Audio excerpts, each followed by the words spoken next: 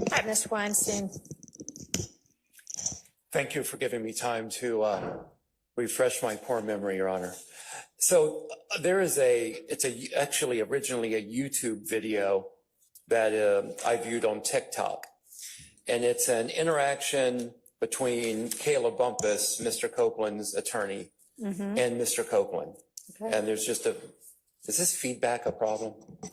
Okay. Not right now, it's not. Okay. So anyway, I viewed this interaction. I'll go ahead and proffer to the court the exchange that I witnessed. Ms. Bumpus says, Woody, is the transcript complete? Mr. Copeland then vigorously shakes his head back and forth, indicating no. Then Kayla Bumpus says, you say no? And then Woody responds with, you know that. So that's the interaction that takes place. Your Honor, as I think maybe you indicated, and certainly as the state indicated, perhaps the better source of this is Ms. Bumpus herself. She's here. I'd like to call her to the stand and we can hear her testimony about what took place on June the 10th, 2024, during the course of that ex parte that was not recorded in the transcript, not because of anything nefarious, but it would provide, I think, better insights into our position that there was Brady material June the 10th that was not captured in the transcript and not provided to us. All right, let's hear it. Ms. Bumpus coming up, and Ms. Bumpus is basically, I think, been in court all morning. Is that right? Okay, coming up and take the stand. Sure. Ms. Bumpus, would you please stand and raise your right hand? Do you swear the testimony that you're about to give today is the truth, the whole truth, and nothing but the truth? Yes. Okay, please be seated. Would you please state your name for the record? Kayla Bumpus. And what is your relationship with respect to Mr. Copeland? I previously represented him on criminal cases, but for purposes of this case, I was a stand-in attorney. And what was your intent in representing Mr. Copeland? To make sure that his rights were protected and to make sure that Jonathan Melnick was good to go. All right, let's focus on the discrete issue that is before the court, okay? Certainly. You were present in the June 10th, 2024 ex parte meeting, is that correct? Yes. Have you read the transcript to the ex parte meeting? Yes. I'm not sure if that is already an exhibit in this case, Your Honor. It is, it's a part of the record as a transcript. Okay. It's been filed in Odyssey into the case. Okay. So I don't think it needs to be an exhibit unless you want to make it exhibit for the purposes of this hearing, but it's in the record. Okay. I'll just be referring to that transcript. So have you read the transcript from the June 10th ex parte meeting? Yes. And does that reflect everything that occurred the morning of June the 10th during the course of your meeting? I believe that was in Chambers. Is that correct? That was compound. Was that meeting in Chambers? Where did that meeting take place? In Chambers. In Chambers. And was the ex parte transcript that you read a complete recording of absolutely everything that took place in Chambers that morning? No. Could you please tell me generally, when was there a time during the course of that ex parte meeting when y'all went off of the transcript? Clarify what you mean by that, when y'all went off. Was there a break in the proceedings at some point on the morning of June the 10th? Multiple breaks? Yes. And during one of those breaks, did you have occasion to speak to Mr. Copeland with someone else, someone from the states, the state present in the room? Yes. And when you had that conversation, that was off the record. That was without the transcript being transcribed. Yes. Let's clarify who is in the room at this point in time. Okay. Who is in the room? And again, let me just make clear on this. I only want you to speak about conversations that you had with Mr. Copeland that are not privileged, where, for example, someone from the state was in the room. Do you understand? For sure. Okay. When there was a portion of that meeting that was not recorded on transcript, who was in the room? Myself, Mr. Copeland, and Simone Hilton. Who else, if Um, anyone? I don't know all the deputies. But were there deputies in the room as well? Yes, Do you remember how many? 4. Okay. Anyone else other than the deputies and the 3 people you just named? Investigator Hamilton and maybe another investigator from the state. Okay. Approximately how long was that? Hang on a second. Was the court reporter in the room? I don't know. I don't recall. I can't remember. And at what point during the meeting did this allegedly occur? Towards the end, If you had a copy of the transcript in front of you, could you show me where? Like, if I you, could get close, Judge. okay. Do you have a copy for her? I don't have, does anyone have a copy? I do not have a copy Mine just printed out. disappeared. I don't know where mine went. Max, do you have one? I mean, I don't mind passing up, but it does have notes.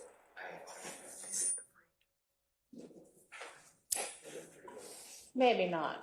Let's get a clean copy. Okay. What had just occurred and then what occurred following it? What had just occurred prior to? What had just occurred was we had been meeting for a really long time, and I needed to go to the bathroom because I was stressed out. And Okay. when I went outside in the hallway, Simone was outside in the hallway, so I guess she didn't want to be in the room with Mr. Copeland while I stepped out. That's all I can think of. So she was outside. She met me in the hallway, and she said, Okay, hang on before you get into what anybody said. So y'all are in chambers, like paint the picture for me. You're in chambers and then, and what happens for you to then leave chambers to go to the restroom? I needed a break. Okay, and so you leave chambers Yes. and Miss Hilton leaves chambers. I don't know when she left because when I left, she was still in there. But when I came from the bathroom, she was in the hallway. Okay, when you left chambers to go to the restroom, who was in chambers at the time that you left? Mr. Copeland, the deputies that were with him, about 4, Miss Hilton, the investigators from the DA's office, the judge, and the court reporter. Okay, so you took a bathroom break. Yes. And as far as you know, you left and then you have no idea when or if anybody else left. But when you came back, Miss Hilton was in the hallway. Yes. All right. Well, then that's not the part we're talking about. No. Well, I think it leads up to the part we're talking about, and that interaction with Ms. Hilton may Okay. be relevant to where we're about to go. All right. Could you please describe the exchange you had with Ms. Hilton in the hallway? So she asked me, I think I get what you're saying. I think I get what you guys are trying to say. And if he's trying to do what I think he's trying to do, then that's not going to work. And I said, well, I don't know what you're referring to, but I guess we can come back in and you could talk to him about it. Okay. And so when you said you can come back in the room and talk with him about it, was there any further exchange in the hallway? No. What happened after that? We go back in the chambers, Excuse me, we being you and Miss Hilton. me and Miss Hilton. You go back into the chambers, and then would you say again who was in the chambers when you went back in? Well, Mr. Copeland had then went to the restroom, so it was just me and Miss Hilton in chambers, and then they bring him back in. And Did then, you and excuse me, I don't mean to cut you off if you hadn't finished. No, then the same other people. Okay, when you and Miss Hilton were in the chambers prior to Mr. Copeland returning, did you and Miss Hilton have any further conversation in the chambers? No. Okay, when Mr. Copeland. Hang on. So you and Miss Hilton go back into chambers. Do you go back? I mean, chambers there's an anteroom where the judicial assistant sits. There's a staff attorney's office. There's the judge's office. Where are y'all? The judge's office? Yes. Okay, and when you and Ms. Hilton go back to the judge's office, there's nobody else there but the two of you? And probably the investigators from the state. You don't remember? Well, the deputies had to take Mr. Copeland. Okay, Yeah. so Mr. Copeland was gone. Yeah, he was in. Was the court reporter there? Yeah, she was there. Was the judge there? If you remember. I don't remember if he was in there. Okay, so you and Ms. Hilton have a private conversation in chambers? No, we don't talk. Okay, y'all just walk back in and then what happens? And then everybody comes back in. Okay, who is everybody? The judge, Mr. Copeland, the 4 deputies, the 2 investigators from the state. Okay, we're just going to take it slowly, step by step, okay? Okay. All right. So those individuals return. Does Judge Glanville return to the chambers? Yes.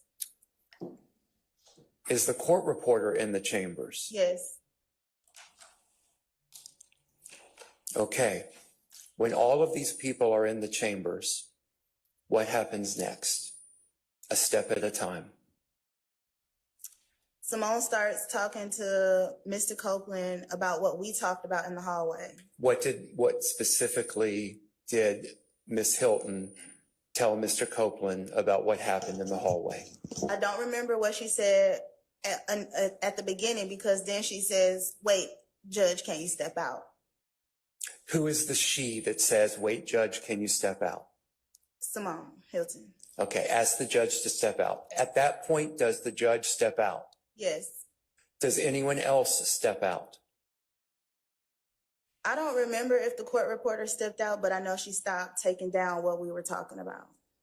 Okay, and she may or may not have remained in the chambers. Correct. Okay.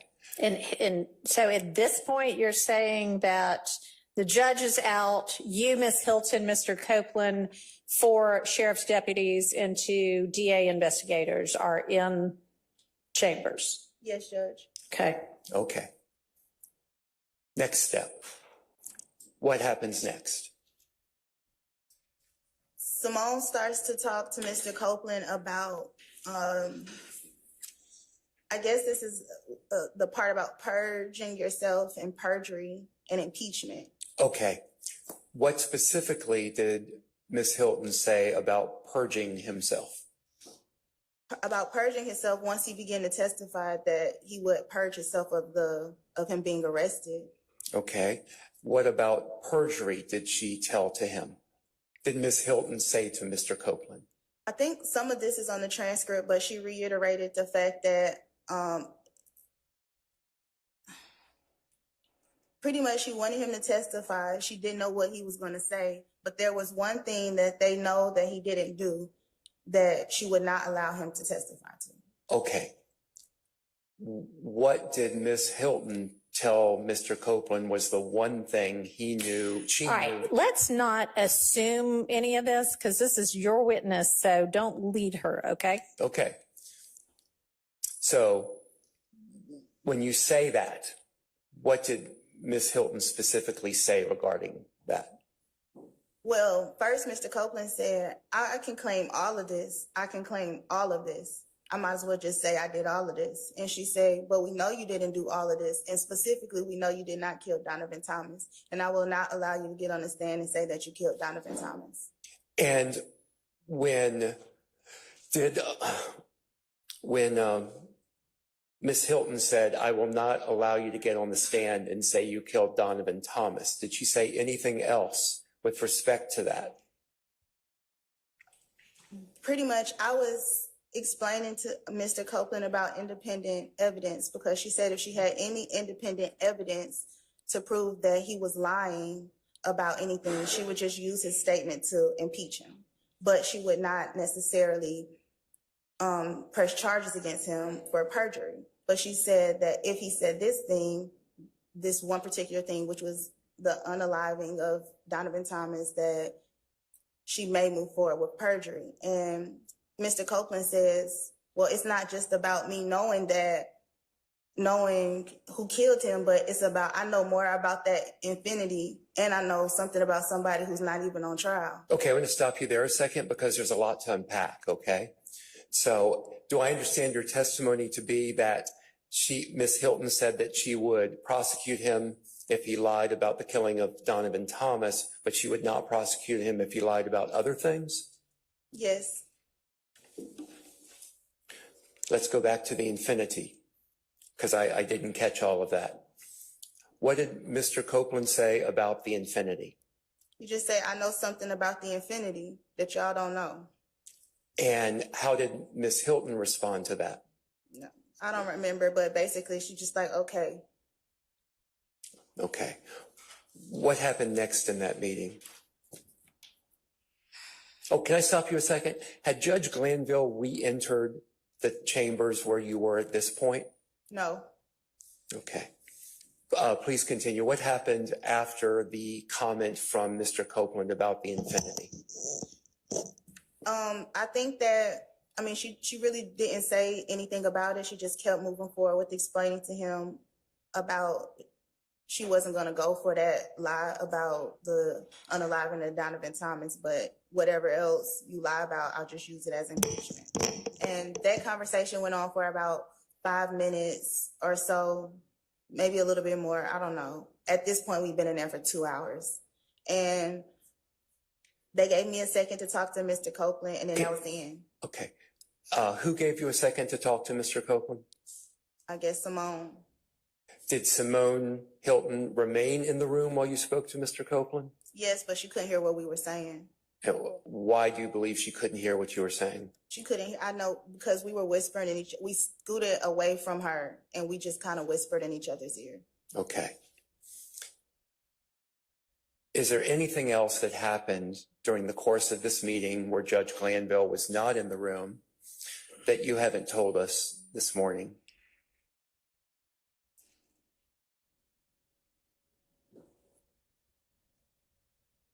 I'm not 100% sure, but I know there's one time where Adrian says something about Judge Closure. Where, I'm sorry, who? Adrian Love. Okay, let's stop just a second, okay? Because I want to make sure we clarify this. I believe your testimony earlier was that Ms. Love was not in the room, at least during this portion of that meeting. Is that correct? That's correct. Are you referring to another portion of the meeting that happened that morning?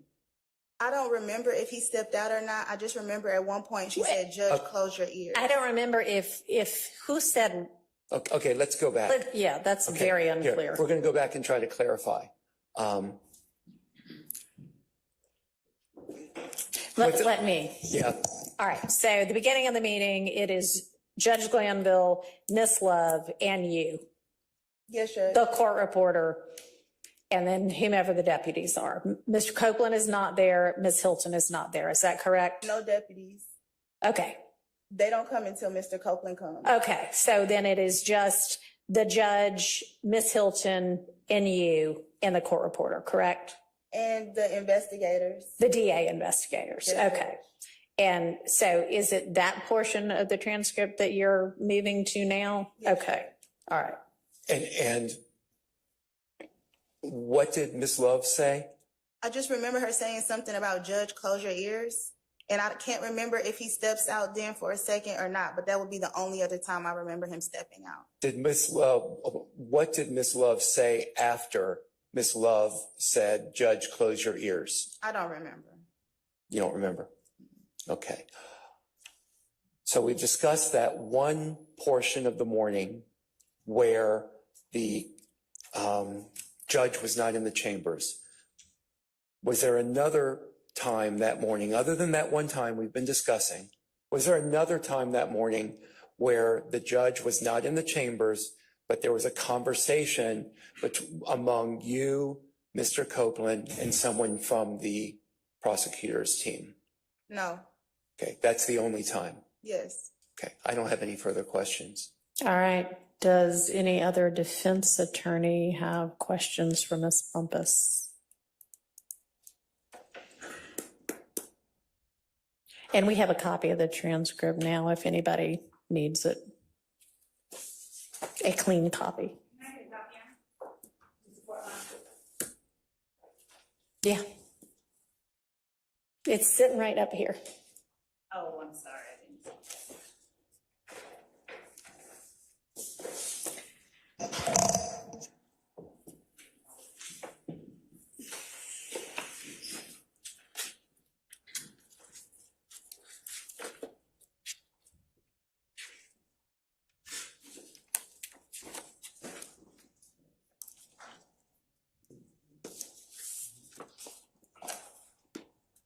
ahead, Mr. Steele. Thank you, Your Honor.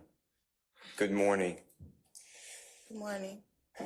Counselor, was there a time in your presence that you heard someone give a direction for the sheriff deputies to shut off their body-worn cameras? Absolutely. Do you know who gave that direction? Deputy Brown. And do you know at what period of time or what point in time that occurred? Were you alone with your client? Was it throughout the whole time? Were you with Miss Hilton? What was going on when you heard that? That was the first thing he said when the deputies brought Mr. Copeland in. So as far as you know, I'm not saying the sheriff deputies followed that order, but they were ordered to turn off all body-worn cameras as far as you were concerned. Yes. And this conversation that you just relayed to us with Ms. Hilton, you and Mr. Copeland, your client, was that a calm conversation? Was it heated? How would you describe?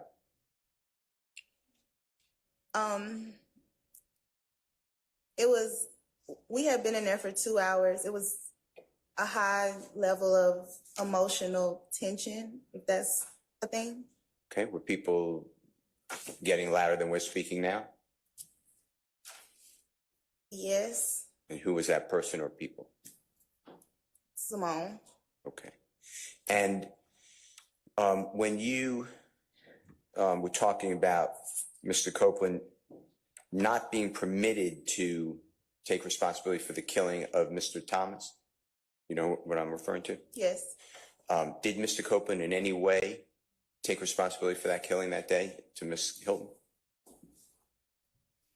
Pretty much, he just said, you don't know what I did or didn't do. Okay. And that was said to the prosecutor about the killing of Donovan Thomas? Yes.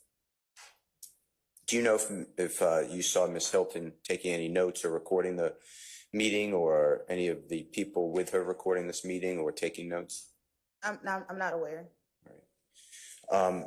It says, and the court just gave a transcript, I don't know where it is, but you can look at it. No one's trying to trick you. It says on page 40, towards the bottom, it's the Honorable Yes. Judge. It's fine.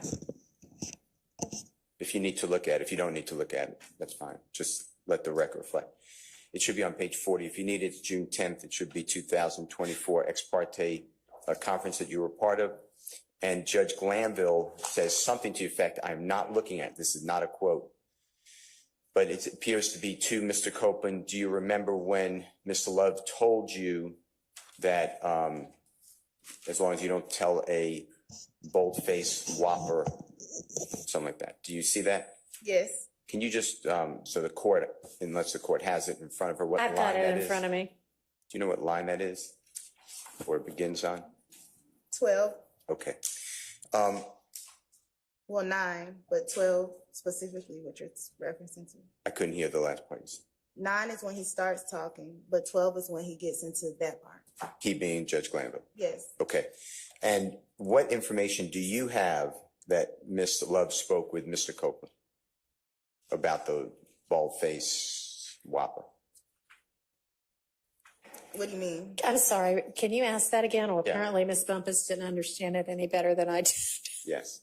Do you have any information to educate us on when Ms. Love spoke with Mr. Copeland about you can't make a bald face, whatever it says, whopper?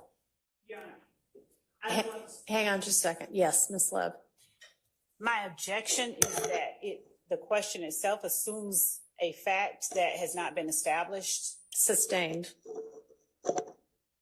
Read what it says if you don't mind. Since it's Tell me in what evidence. page we're on again. 40. Okay. Thank you.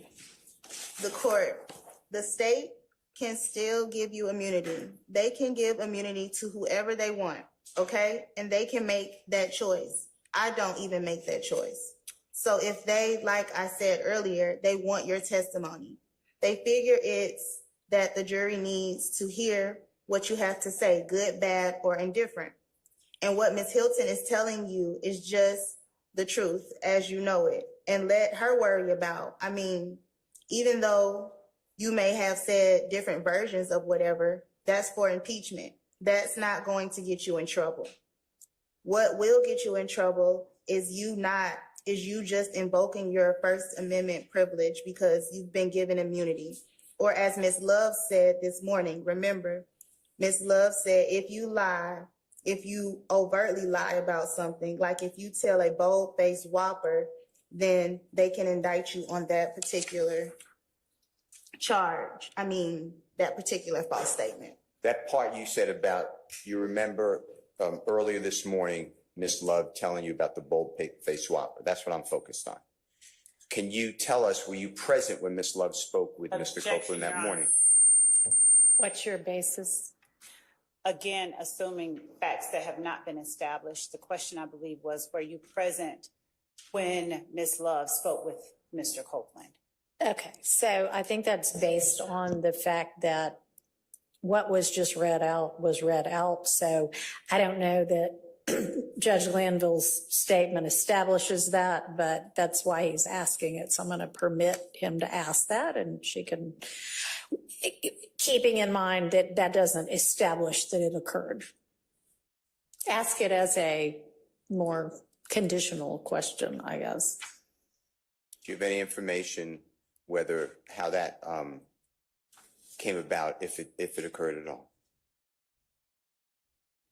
So the meeting was really long and a lot happened. I can't remember if Ms. Love was ever in the room at the same time as Mr. Copeland. So I don't remember them being in the room together. And if they were, they did not have any communication. Okay. All right. Do you remember in that transcript, I have to get you the page if you don't remember, Judge Glanville handing something to you for Mr. Copeland? Absolutely. Can you tell this court what that was? Which time? Every time. So go one at a time. So the first time, I believe he handed me a copy of the immunity order. Okay. And the second time, he handed me 2 statutes, one on perjury, and I think the other either on impeachment or, yeah, I think that's what it was. Okay. Any questions, written out questions you remember being handed to you or Mr. Copeland? District Attorney's questions, was that given to Mr. Copeland? No, Okay, you remember that discussion? no. All right. I don't have any other question. Thank you. Thank you, All Your right. Honor. Any other defense attorney have questions for Ms. Bumpus? Okay.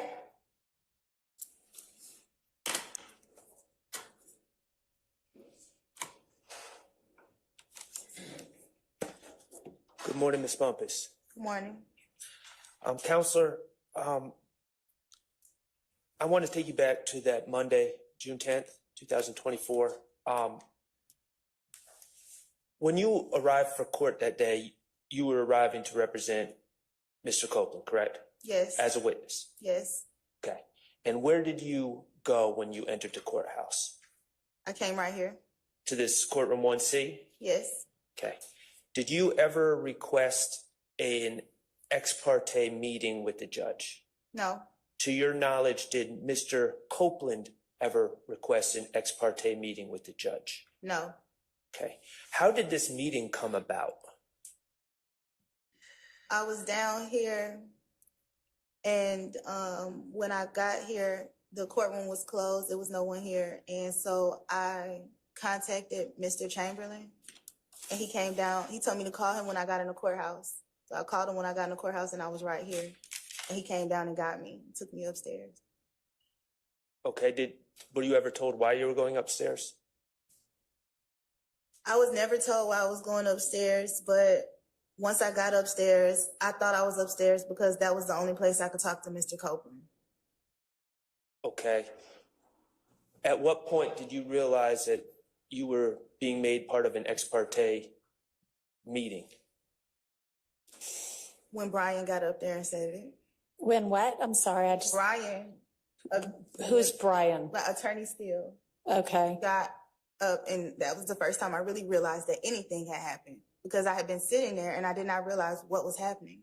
Okay. Where are you? I thought you had just been brought upstairs to Judge Glanville's chambers. But it was never a time where they said, oh, we're about to meet. They literally just start talking. So Mr. Steele's there? no, the first time I realized what had happened was when Mr. Steele made his motion in court.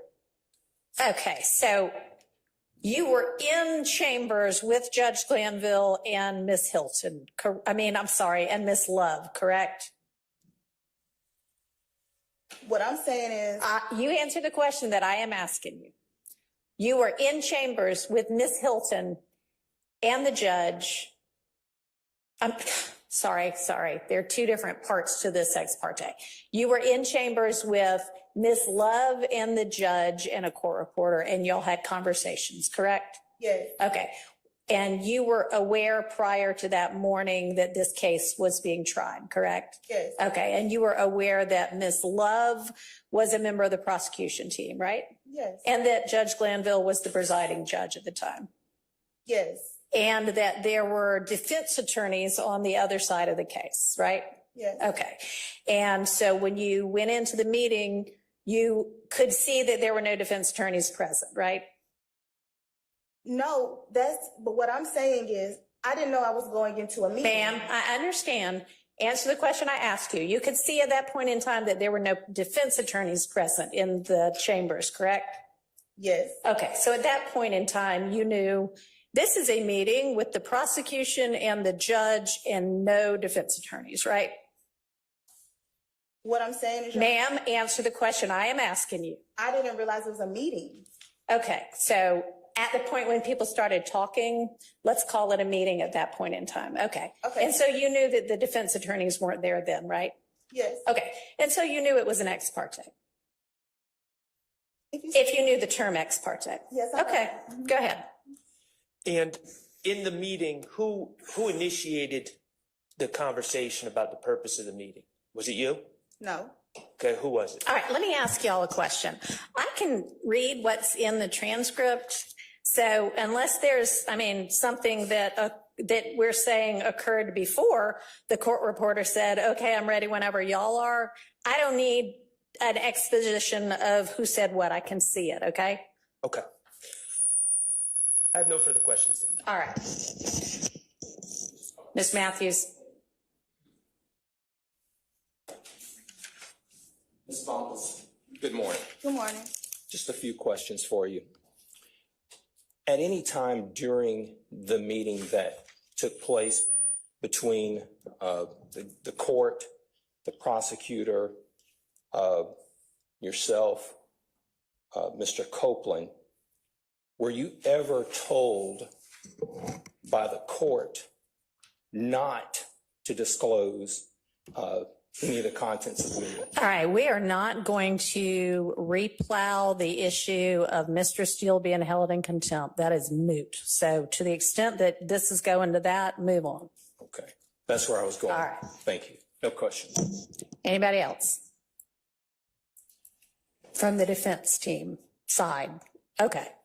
Ms. Love, do you have questions for Ms. Bumpus? A few, Judge, just a few. Thank you. Ms. Bumpus, you were asked by, I believe, Mr. Steele, whether Judge Glanville ever handed Mr. Copeland anything. Do you remember being asked that question? No. Okay. Do you recall telling Mr. Steele or Mr. Shard or either member of the defense team this morning that in the June 10th hearing, Judge Glanville handed you a statute on perjury? Can you say that again? Do you recall testifying earlier that during the June 10th hearing, Judge Glanville handed you a copy of the perjury statute? You can correct me if I'm wrong, but I thought the question was, did he hand it to me to give to Mr. Copeland? Do you recall testifying that Judge Glanville handed you a copy of the perjury statute? Or better yet, let me do this. Did Judge Glanville give to you a copy of the perjury statute? And said, hand this to Mr. Copeland? Yes. Okay. And did Judge Glanville give to you a copy of the immunity statute? And say, hand this to Mr. Copeland? Yes. All right. And when you responded, let me back up. So do you not recall being asked in this courtroom today, did Judge Glanville ever give to Mr. Copeland anything? I don't recall. Okay. Do you recall what you were asked when Do you recall testifying that Judge Glanville gave you both a perjury statute, copy of that, and a copy of the immunity statute? Yes. Okay. Do you recall what question you were answering when you made those statements? The question that I was answering was, did Judge Glanville give me something to hand me a statute or hand me anything in a meeting? And you don't recall him asking whether Judge Glanville handed Mr. Copeland anything? Objection, as to the answer. Yes, thank you. I mean, I'm not sure we've got a clear answer on it, but does it matter? If she, there's a reason that I'm asking the All question. right, well, go ahead. You can ask it again because I don't think anybody's clear on it yet. Do you recall being asked today whether Judge Glanville ever handed Mr. Copeland anything? I believe that I just stated that he handed me two things. Ms. Bumpus, I don't think she's asking you about what happened. I think she's for some reason asking you about the question that was asked to you on direct. Do you recall being asked if Judge Glanville gave Mr. Copeland anything? I don't recall. Okay.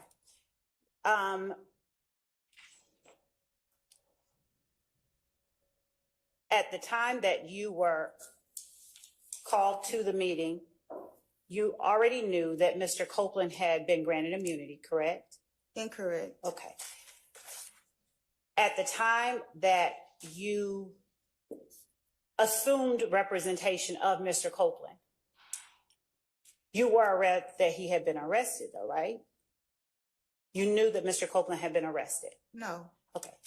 At the time that Mr. Melnick spoke with you about standing in his stead on that Monday morning, did you learn during that conversation with Mr. Melnick that Mr. Copeland had been arrested? No. At what point did you learn that Mr. Copeland had been arrested? After he had been arrested. Was that before or after the Monday morning meeting? Objection, Your Honor. You asked us to just focus on the content of that meeting. You asked me to not get far from that, and we're far from that. Your Honor? Yeah, what does this have to do with whether or not some off-the-record discussion that Ms. Hilton was privy to occurred? Your Honor, the reason I was asking about the giving to Ms. Bumpus the statutes is that my understanding is that at the time that she was called to represent Mr. Copeland, she was not familiar with certain statutes. Okay, well, maybe not, but that's not relevant to what we're trying to figure out here. And so to the extent that she was asked by the defense whether Judge Glanville gave to Mr. Copeland anything, and she then responded, he gave it to me. All right, I don't recall. I'm sorry, go ahead. Go ahead. I was establishing the reason he would have given her that, and I was establishing further the extent of the questions that I had for her dealt with her understanding of her responsibilities. And then finally, I was going to ask her, she'd already testified to my memory that she doesn't recall this counselor ever being in the room with Mr. Copeland, and if there was no communication. Okay. So I was going to... That part seems relevant. You can ask about that. Miss Bumpus,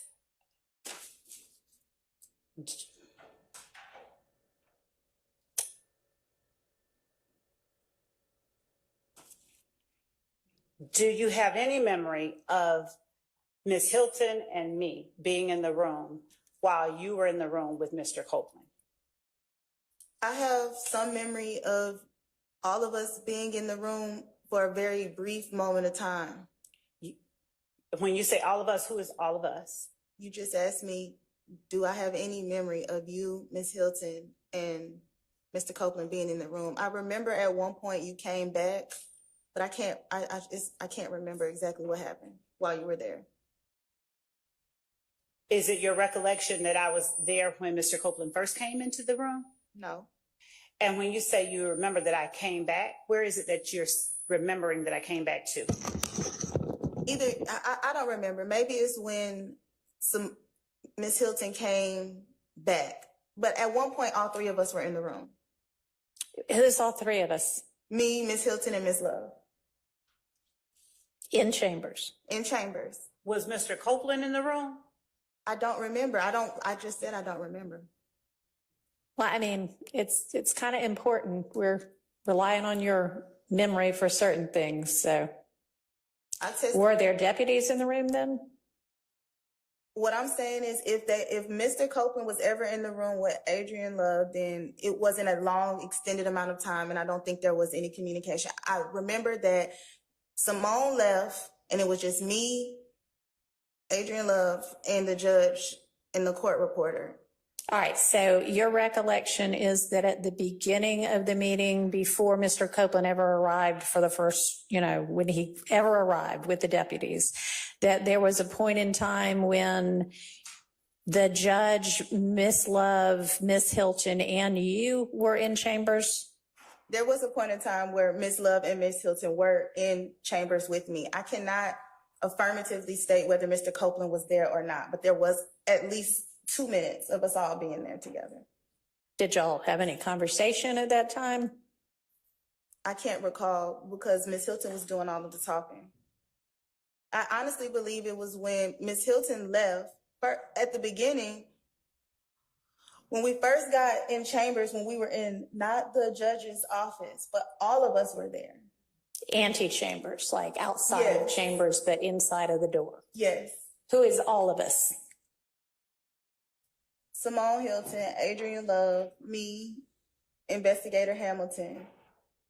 Mr. Chamberlain was in and out. The judge was in and out talking to us, and that was it. In and out talking to you about anything substantive? No, Judge. Okay. All right, so y'all are all out where the JA, the judicial assistant, sits. Yes, At Judge. first, okay, we'll call that the antechambers, ANTE chambers. So when is it that any of you go back into Judge Glanville's actual chambers, his office? Adrian Love says, Judge, can we talk to you for a second in chambers? Okay, and who goes then? Just me, her, Adrian Love, and Judge Glanville and the court reporter. Okay. Go ahead, Ms. Love, if you had anything else. Thank you. Ms. Bumpus, there were investigators present or no? When you, me, judge, the court reporter first went back? I can't remember. Do you recall a comment from either the court reporter or the judge just joking about the fact that I'm not allowed to go anywhere without the investigator? No. And when you say that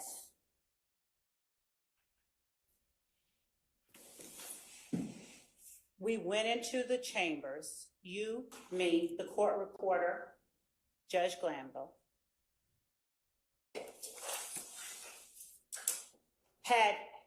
was Judge Glanville's deputy there? Yes. I guess if he's a deputy, I don't know. Which person was there for Judge Glanville? Which sheriff's office personnel, do you remember? No. And where was that person situated when you, me, Judge Glanville, the court reporter went into the chambers? I have no idea. That person was in chambers with the 4 of us, 5 of us? I don't remember. At some points, I don't remember about when he was walking in and out. Okay. And by he, you mean a sheriff's office personnel? If he's a sheriff, I don't know what he is. Do you remember, do you have any memory of the investigator being present with me while I was in there? I don't remember. I know there were investigators there. I don't remember if they came in chambers when you came in or after Ms. Hilton came in. And seeing the transcript, does it do anything to refresh your memory about who all was there? No. Okay. And when you testified earlier that at some point after I left the first time, that Simone, me, and you ended up in a room together in chambers.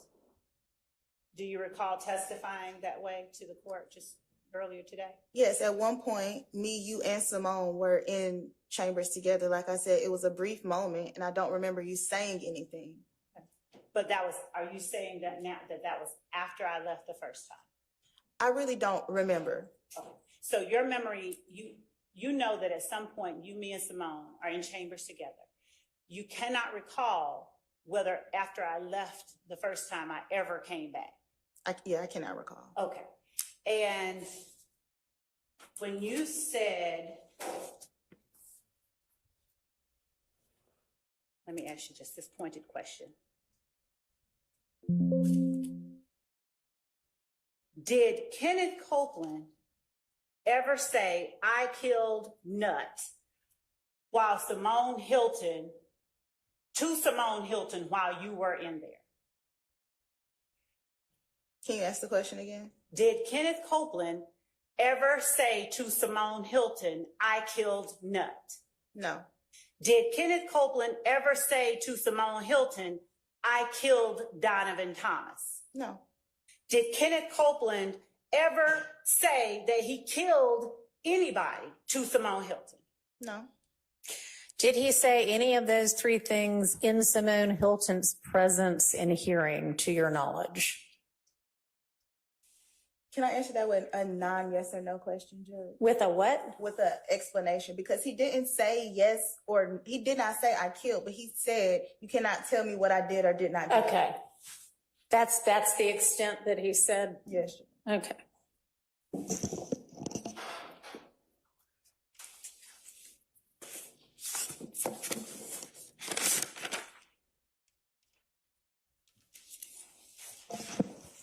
When you spoke about someone asking the sheriff to turn off their body cameras, was that Miss Hilton? Did you say Miss Hilton told the sheriffs to turn off their body cameras? Did I hear that wrong? You heard that absolutely wrong. Please tell me who it was. I clearly said Deputy Brown. Thank you. Thank you for clearing that. You're welcome. Do you recall what was being talked about when Deputy Brown told the sheriff's deputies to turn off their body cameras? Nothing. That was the first thing that he said when he walked in the room. And at that point, was Ms. Hilton, you, Mr. Copeland, judge, court reporter, and DA's office investigators all present in the room? I don't remember who was in the room. It may have just been me. So it may have just been you when Deputy Brown said to the sheriff's deputies, turn off your cameras?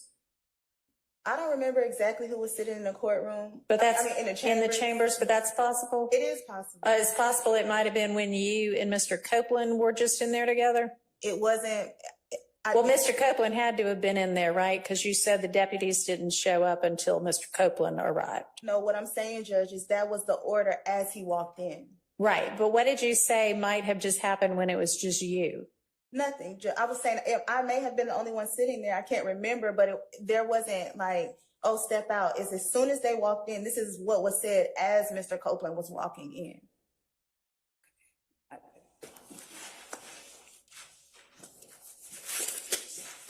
And was there any, did you request at that point that they brought him in to have a private meeting with your client at the time? At that moment, I hadn't requested anything.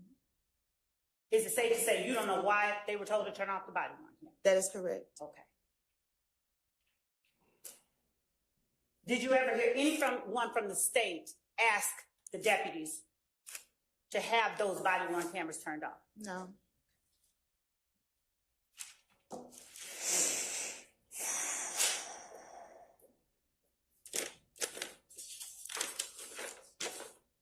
You testified earlier that Mr. Copeland said something akin to, I can claim all of this.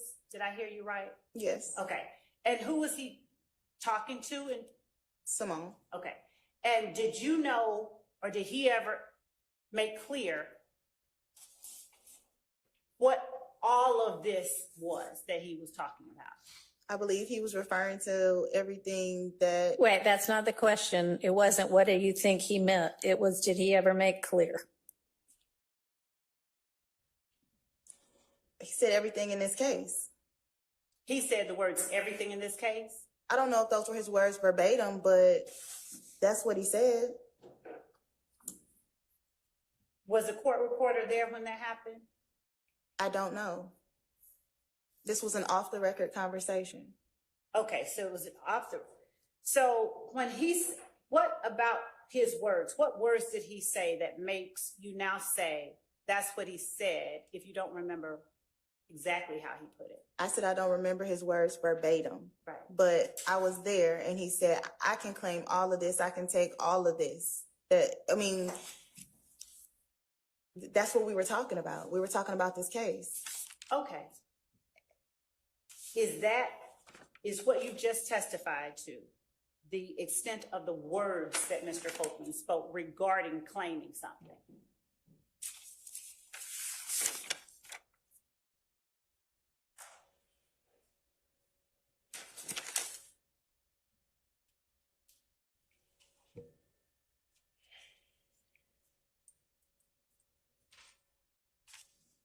Can you repeat the question? Yes, ma'am. Is what you just testified about the extent of the words Mr. Copeland spoke about claiming something? I don't want to say that is a complete lead to the extent because he said it over and over. He said it various ways. He changed the way he said it. Do you recall what specifically was being discussed at each of the points that he said that? Specifically.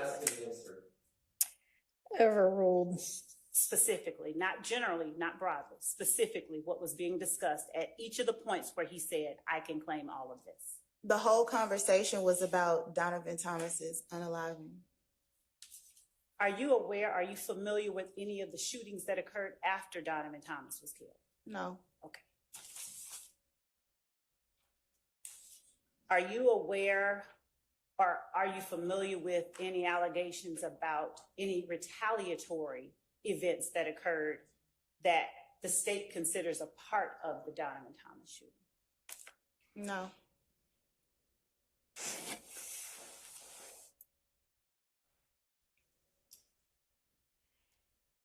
At what point, what was being asked of Mr. Copeland when he made the statement that you testified, it's not just about me knowing that, it's about who was in the infinity? At what was being asked of him when he said something like that?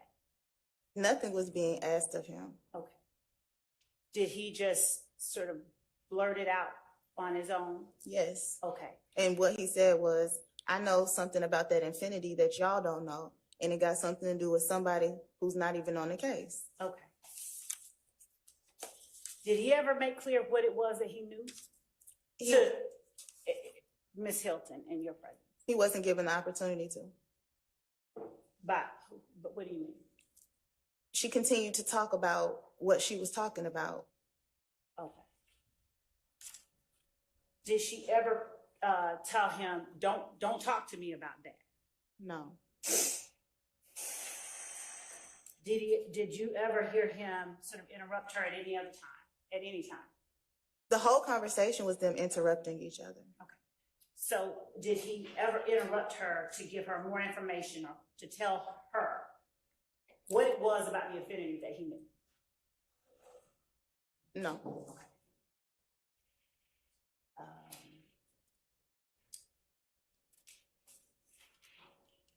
When you said, Adrian said, Judge, close your ears. Did you mean to say Adrian said, Judge, close your ears? You? Yeah. Yeah, you. Okay. At what point are you alleging, are you saying, does your memory tell you that I told the judge to close his ears? I don't really remember exactly what was saying. I don't know if it was you and Simone in there, but something about, we were having a conversation Me, you, and Ms. Hilton were having a conversation about, I don't remember what we were talking about. And you said it, and then you said, Judge, close your ears. And what did I say after I said, Judge, close your ears? I don't remember. All right, so then it's now your recollection that there was a point in time when you, Miss Love, Miss Hilton, and the judge were in there and Miss Love was talking. Judge, I've said that she never talked while Mr. Copeland was in the room. Okay, and you don't even remember really whether she was in there or not when Mr. Copeland was in the room? If she was, She, Miss Love. It was very brief, but no. Okay, but you said before, I thought, that there was maybe a 2-minute time when you, Miss Hilton, and Miss Love were in a room together. Yes, that's what I'm referring to. Okay, so that was in front of also Judge Glanville? Because you just said it was, so I'm Well, trying to get clarity. Here's the clarity. He wasn't at the table with us as normal. He was turned around on his computer, but still inside of his office. Okay. So when did this occur during, we have the beginning of the ex parte being Miss Love, all of y'all are standing outside in the ante room and Miss Love says, Judge, can we talk to you for a minute or something to that effect? And then who all gets up and goes into Judge Glanville's chambers? Simone has left to go to do something at that point. So it's just me and Adrian Love. Okay, and who else? And the court reporter. And she says maybe her investigator. I can't remember. Okay, and so the three of you talk for some amount of time, Yes. the three of you being Miss Bumpus, you, Miss Love, and Judge Glanville? Yes. All right, and then tell me when that changes and it becomes more or fewer of you in that room. The first person to join us is Simone when she comes back from court. Okay, and is that at the same time that essentially the same time that Mr. Copeland also joins you? Maybe within a minute or so. They don't come Okay. in like at the eight. Okay, so they come in essentially together. And where's Miss Love at that point?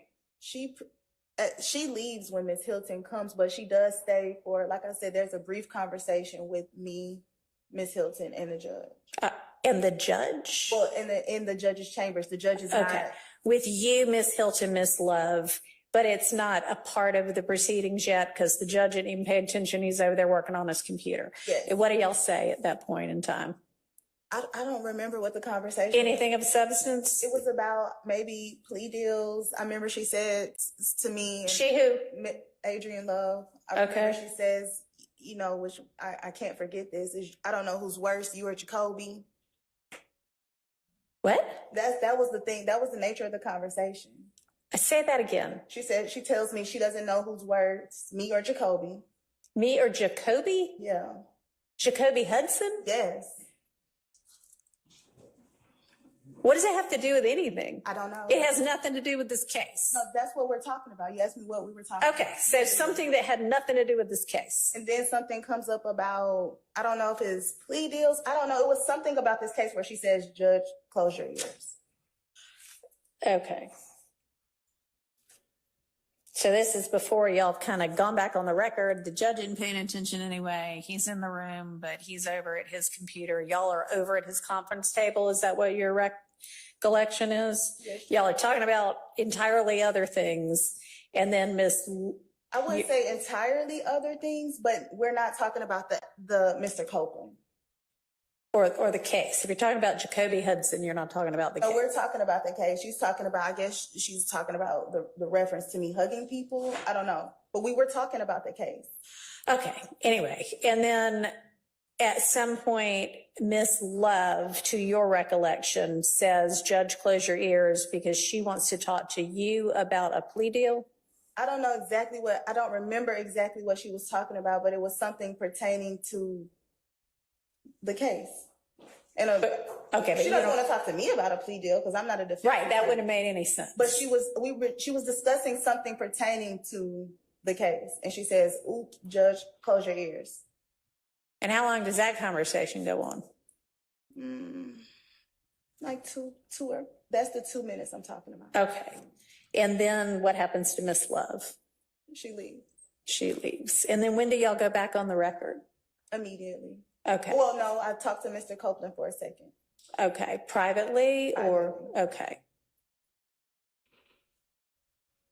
And then y'all go back on the record. And then does the record reflect everything the record reflects accurately? Other than whenever this conversation between you, Ms. Hilton, and Mr. Copeland allegedly occurred? Yes. Okay. Do you have a copy of the transcript in front of you at this point? Yes, Judge. Can you kind of point out where this conversation allegedly occurs? It's somewhere around page 40. Okay. Between 39 and 40. Okay. Your Honor, could I just get, if it's between 39 and 40, are there any specific lines? Well, it was like off the record, so I wouldn't know exactly which line it starts back at. Okay, but you had represented previously that Judge Glanville was not in the room at that point in time. Yes, he was asked to leave. Okay.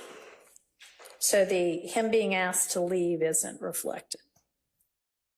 Is that right? Let's see. Okay. Do you remember who asked him to leave? Miss Hilton.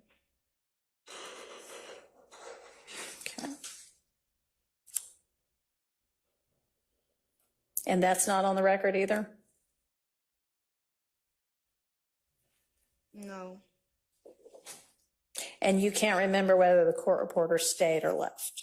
I can't remember whether she stayed or left, but she definitely stopped taking it. Okay. All right. And when did you, sorry, Miss Love, go ahead. You know what? Go ahead. I'll save my questions. Your Honor, I honestly defer to the court. Please continue. I have no. All right. So after this conversation concludes, then what happens? And by this conversation, I mean the conversation you referenced that is not reflected in the record, but that takes place between you, Mr. Copeland, and Ms. Hilton. What happens after that? But if it's not in the record, it's not going to be in the record. So you just tell me from your recollection what happens after that. That's probably towards the last 5 minutes of this meeting. Okay. And so we go back on the record and So the conversation finishes. How does everybody get back in the room? And how is it that y'all go back on the record? Give me the details of that. she just, we just finished the off the record conversation and just Simone just says everybody can come back in. And then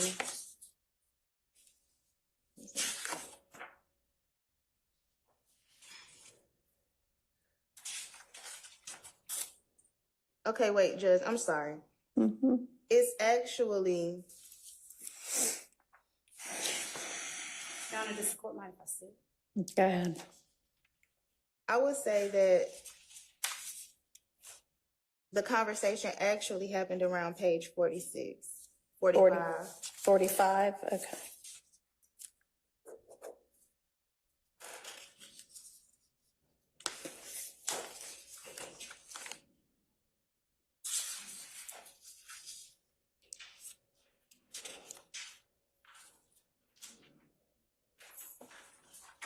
And is that conversation, in fact, reflected on the record? No, but I don't know how. I mean, so how are you sorting out, oh, it's around 45 that it occurs? Because I try to get the conversation on the record. What did you say? To get the conversation or to try to get the conversation on the record? I say,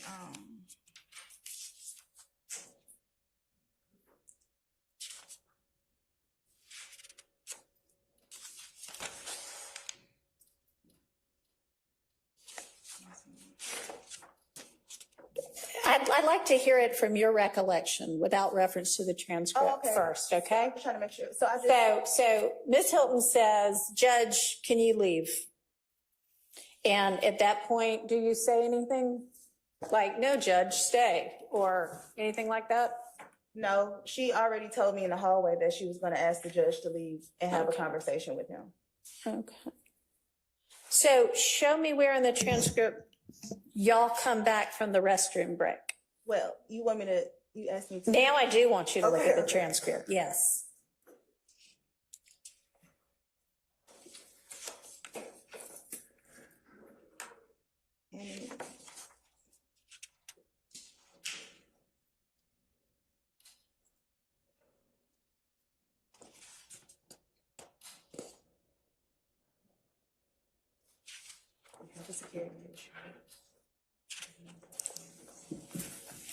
Okay, I'm sorry. You asked when, okay, I think we came back No, around. Yeah, the restroom break, show me the restroom break. See, that's not in here where me getting up. I don't know how to find that. Okay, so the restroom break y'all take, but it isn't reflected. Yes. Okay.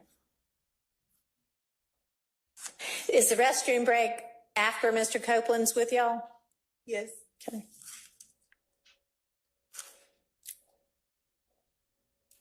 All right. And it's immediately after this restroom break that you and Ms. Hilton and Mr. Copeland have the private conversation? Yes, sure.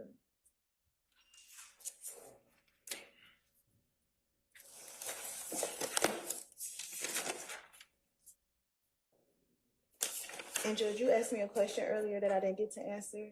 Okay, what's that? You asked me, can I, without looking at the transcript, tell you how I tried to get it back on the record? Yes. Can you give me a second before you answer? Because I'm looking for something in particular.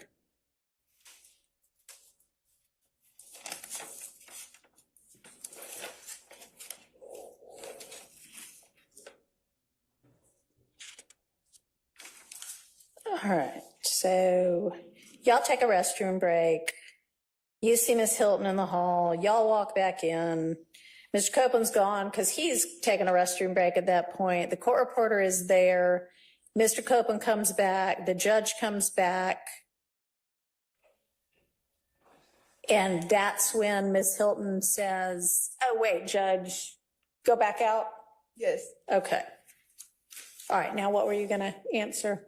You asked me how did I get it back on the record? Yeah. So after the conversation, I say pretty much, I want to get what she just told him about what he cannot go to jail for. Okay. Because the whole point of the off the record conversation is he's trying to figure out, can he go to jail for lying? Mm-hmm. And so I'm trying to get back on the record that she says that she's not going to prosecute him for anything other than one thing. Okay. Okay, and so y'all have had, the three of you have had this conversation. Judge is gone. You can't remember whether the court reporter's there or not, but then what happens? That's what I'm saying. That's on page. So then you say, I'd like to get this on the record, or, No, we go back on the record. okay, so how does that occur? No, she just says, let's go back on the record. Simone. So Ms. Hilton says, let's go back on the record. Yes. So you don't say, I want to get this on the record. No, I just do my best to get it on the record when we go back on record. It's in the. Oh, I see what you mean. You don't mean, I'm really trying to get this on record. You mean Miss Hilton says, all right, let's go back on the record. And then you try to like give a rendition of what occurred. Yes. Okay. And that is reflected where? On page 48. On page 48.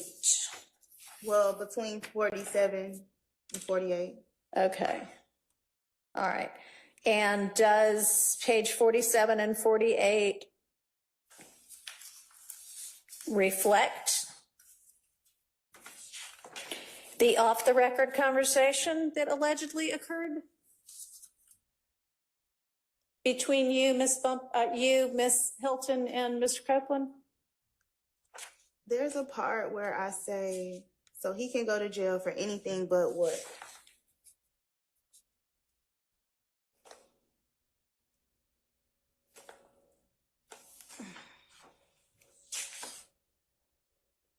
Okay.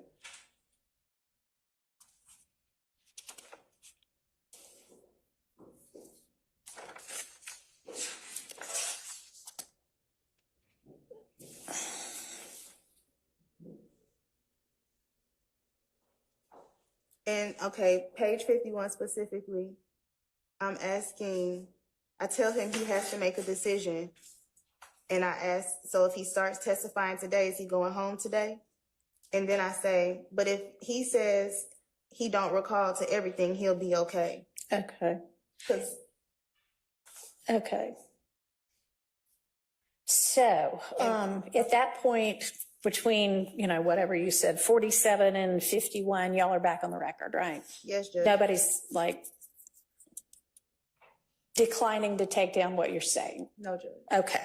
So anytime during that point in time, do you say, let the record reflect that Ms. Hilton, Mr. Copeland, and I had an off-the-record conversation, and I'd like to put on the record what was said during that conversation? No. Okay.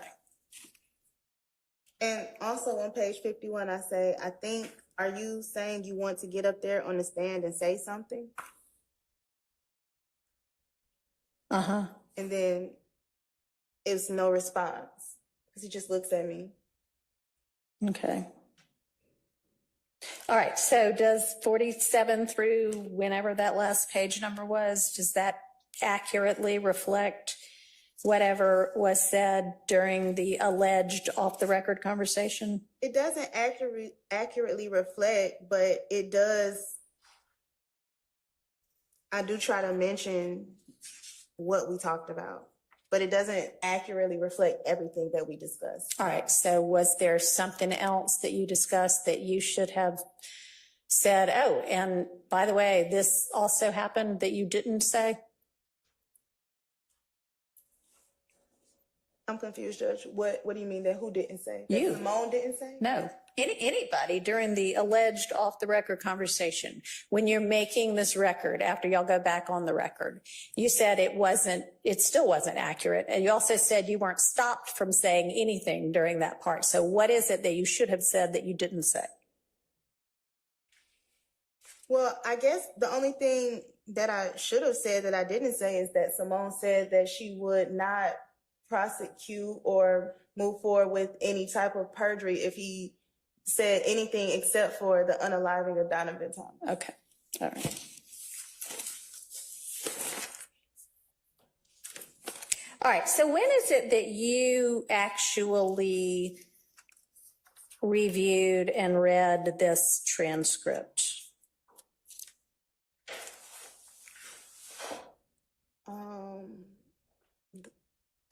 I really don't know. I think maybe around the time that I had to retain counsel, I think we reviewed it together, which I cannot tell you the exact date, but somewhere. Sometime in late June? Yeah, somewhere after 6/12. Okay.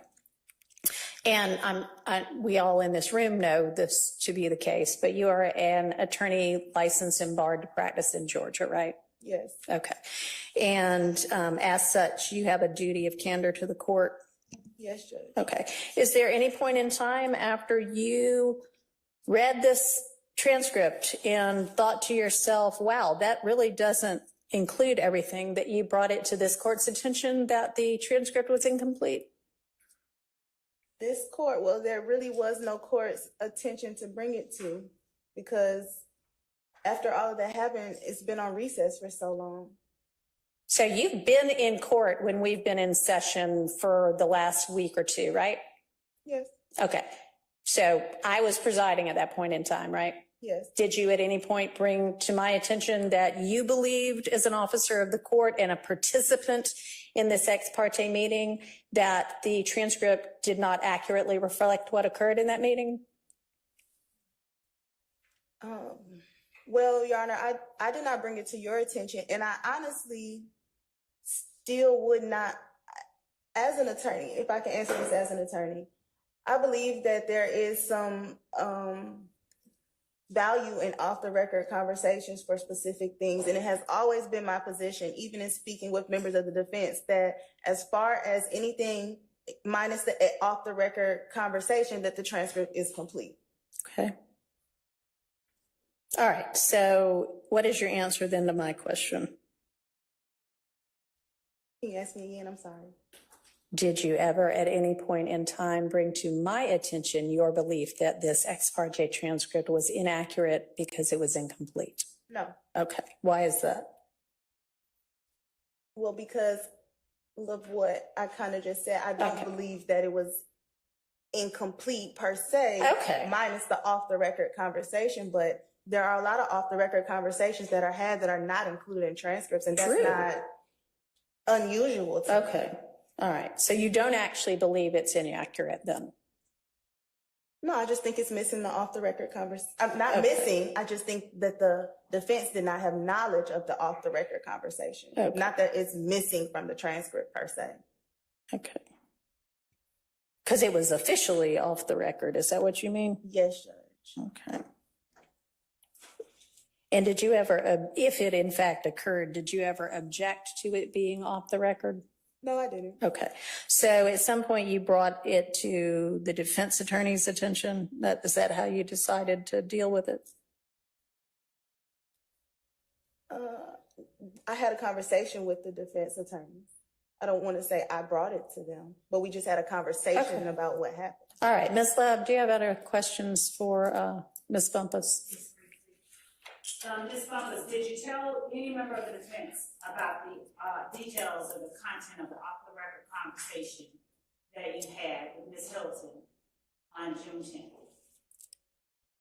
That I had with Miss Hilton and Mr. Copeland? Yes. When did you tell them? The same day. Did you tell them everything you remember about it? I told them everything I remembered. And do you remember how long after the conversation took place it was that you told them? I don't know, maybe like an hour? Was court in recess or was court in session when you told them?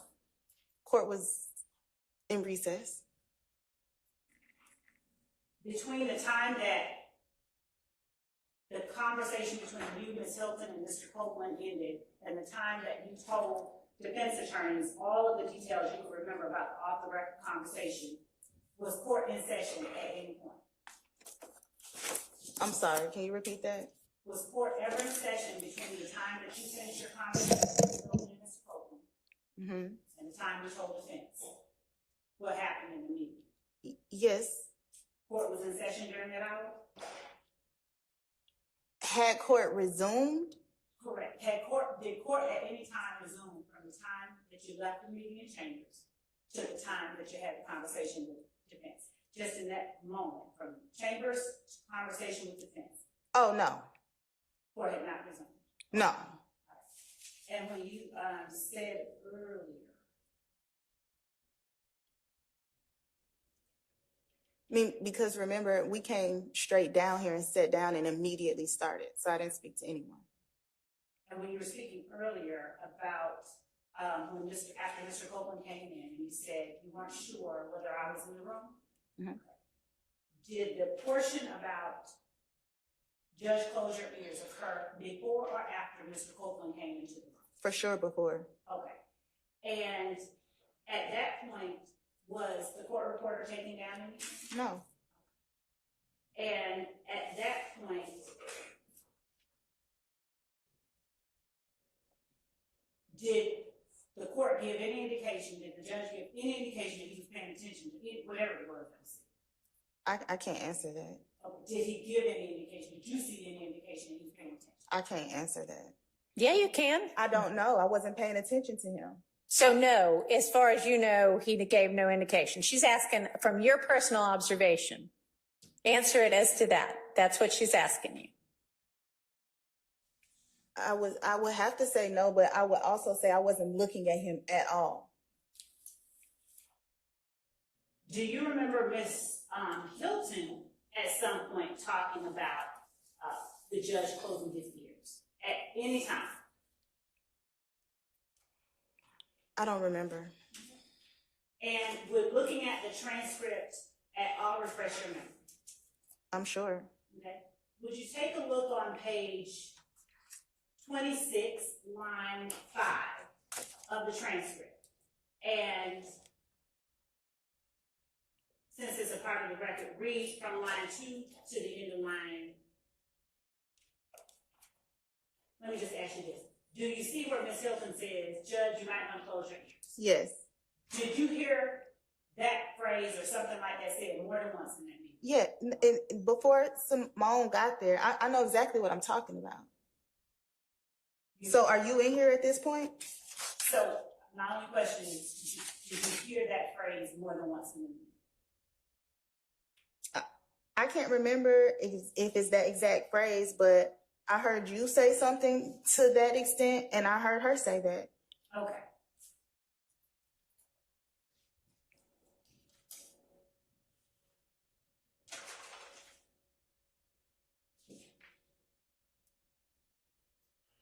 Were you the first person, to your knowledge, that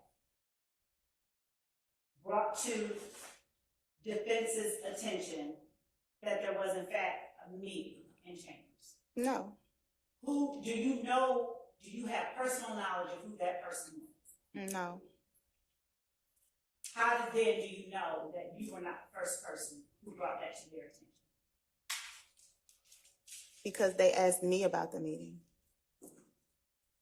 Did they give any commentary to you that led you to believe that they knew what was said in the meeting? Yes. What did they tell you?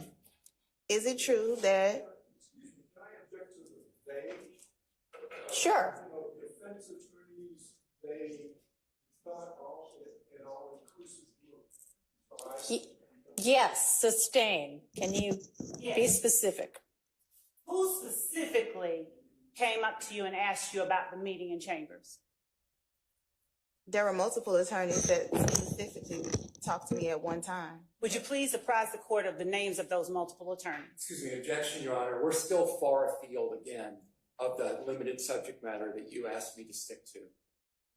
Your Honor, as it pertains to Brady or whatever information, I think it's quite relevant.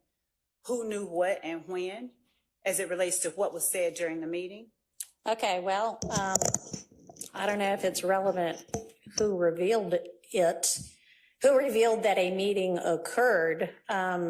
Ms. Bumpus has said that essentially, if I understand you correctly, that at some point during the day immediately following the meeting, the day of the meeting, you had a conversation with some defense attorney or defense attorneys, and we can sort out who, where you relayed to them everything you knew and everything you recalled about what went on in the meeting, including the off-the-record conversations, right?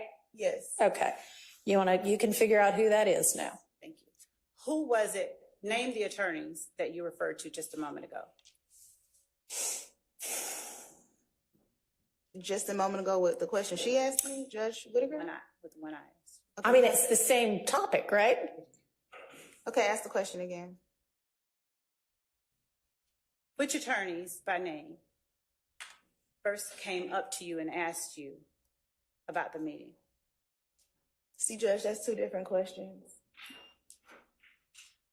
Then answer the question Ms. Love asked you.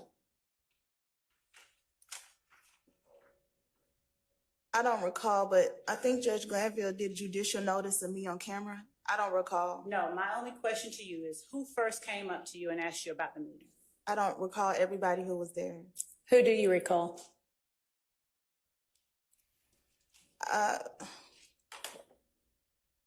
I recall Attorney Steele and Attorney Adams.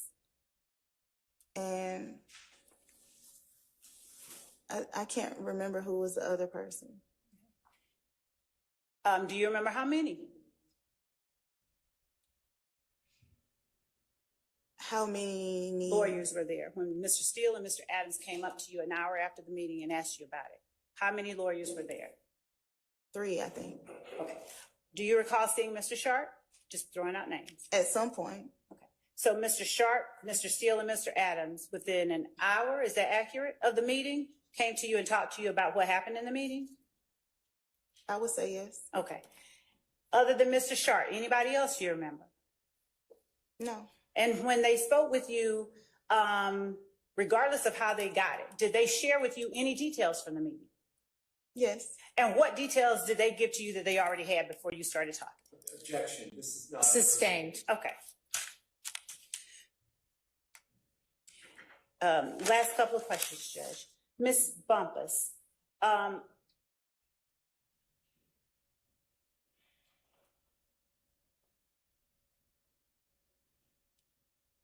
when you agreed to represent Mr. Copeland, did you, during the course of the meeting that you had in chambers, did you ask questions of the prosecutors or the judge about what the immunity statute meant or anything like that?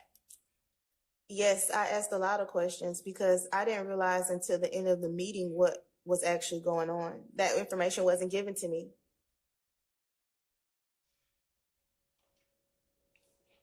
That's all. All right, so Ms. Bumpus, you knew to show up for court that Monday because Mr. Melnick had asked you to be stand-in counsel for Mr. Copeland, right? Yes, Judge. Okay. Are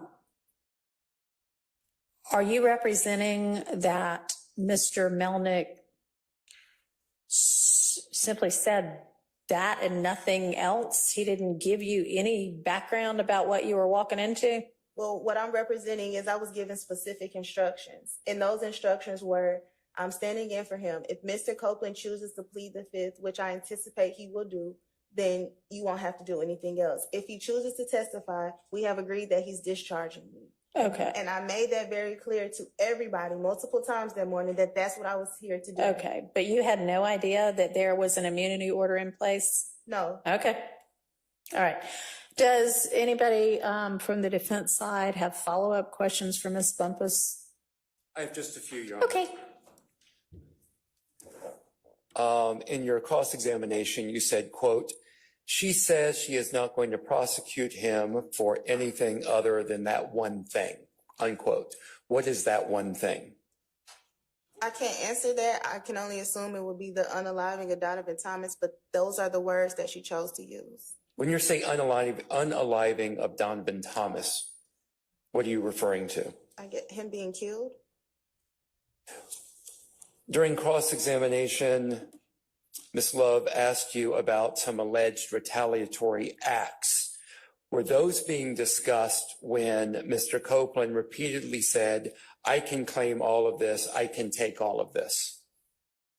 Nothing was being discussed. What do you mean nothing was being discussed when Mr. Copeland said, "I can claim all of this, I can take all of this"? He said that on his own, and that's kind of how the conversation started. What was the subject matter being referred to when he said, "I can claim all of this, I can take all of this"? Donovan Thomas's murder. Okay. I have no further questions. Anybody else?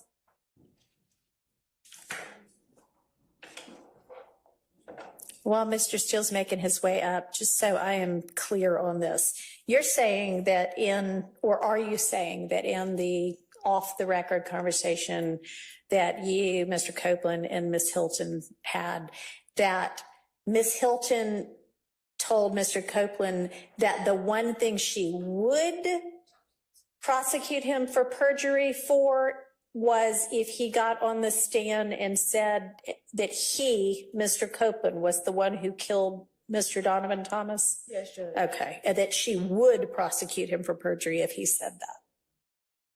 I don't know if she exactly said would, but she was comparing it to things that she wouldn't. Okay, all right. So I guess more of a highly possible situation. That would be the one thing that Yes, could Judge. get him in criminal Yes, Judge. perjury type trouble. Okay, thank you. Go ahead, Mr. Steele. Thank you, Your Honor. I just wanted to do timing or sequencing you were asked about. When you left Judge Glanville's chambers after the entire, not bathroom breaks, after Mr. Copeland was removed from the chambers, et cetera, where did you go, if you remember? I came and sat right there in the courtroom. At that point, had you spoken with anybody to alert anyone that there was an ex parte meeting? No. Where did next time you saw Mr. Copeland was when? When you left the ex parte meeting, came into the courtroom? Up here. He was up here. Testifying where you're sitting? Yes. Okay. And then did the jury come in? Yes. And did Mr. Copeland testify before the jury? Yes. At any time during that moment when Mr. Copeland's testifying in front of the jury, did you tell anybody about this ex parte meeting that you attended No. or the contents? No. Okay. Do you remember there being a break at any point for lunch? Yes. Is that the first time that you were approached? Yes, Ex parte meeting? yes, True? yes, Did anybody, and that's after you were under no restraint, you told the truth? yes, And that was to myself and the other people you told? yes, True? yes. Thank you. Thank you, Your Honor. All right. Mr. Sharp? Can I ask one more question? Sure. After the lunch break, do you remember when I raised it before Judge Glanville? Yes, Did I do it right away after we spoke? yes, First time the court reconvened? yes. Thank you. All right, and Mr. Sharp, come on up, and speaking of a lunch break, we're way past time for hours, so let's plan to do lunch right after we wrap up this witness. Ms. Bumpus, were you in the courtroom when Mr. Copeland was called to testify after the ex parte meeting? Were you present in the courtroom? Yes, Okay, did you hear the Judge Glanville, did you hear him tell anyone from the defense that an ex parte meeting had occurred? no, Did you hear anyone from the state tell the defense on the record that an ex parte meeting had occurred? no, Was there any discussion about the substance of said meeting? no. Okay, thank you. Anybody else? All right, thank you, Ms. Bumpus. You are excused. Let's take our lunch break. Let's come back. It's 20 till 1 right now. Let's come back at 2.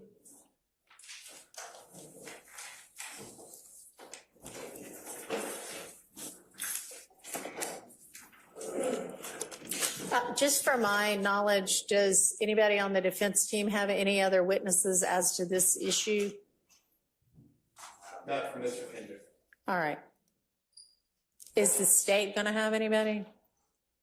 If the court could just, I'm sorry for being obtuse, which exact issue is it that we are addressing? I know it's the June 10th, but what exactly are we addressing? So I can have. I mean, the defense maintains that there was an unrecorded portion of this ex parte where Brady information was revealed to Ms. Hilton that Ms. Hilton did not then share. So that's our topic.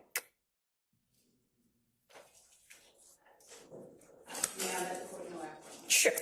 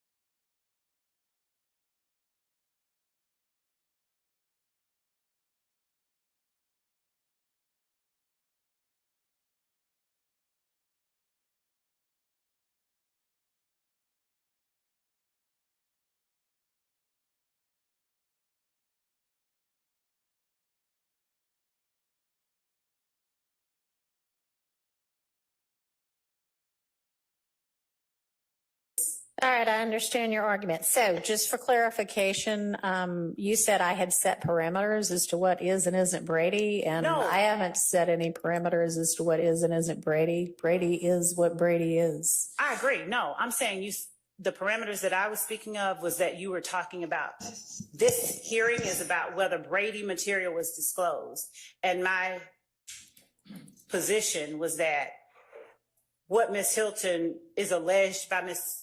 Bumpus to have said to Mr. Copeland would not, I don't think it would amount to Brady, but if it did, I can put up a witness about it. I just didn't think that it was necessary unless the court saw it differently than I did. So I guess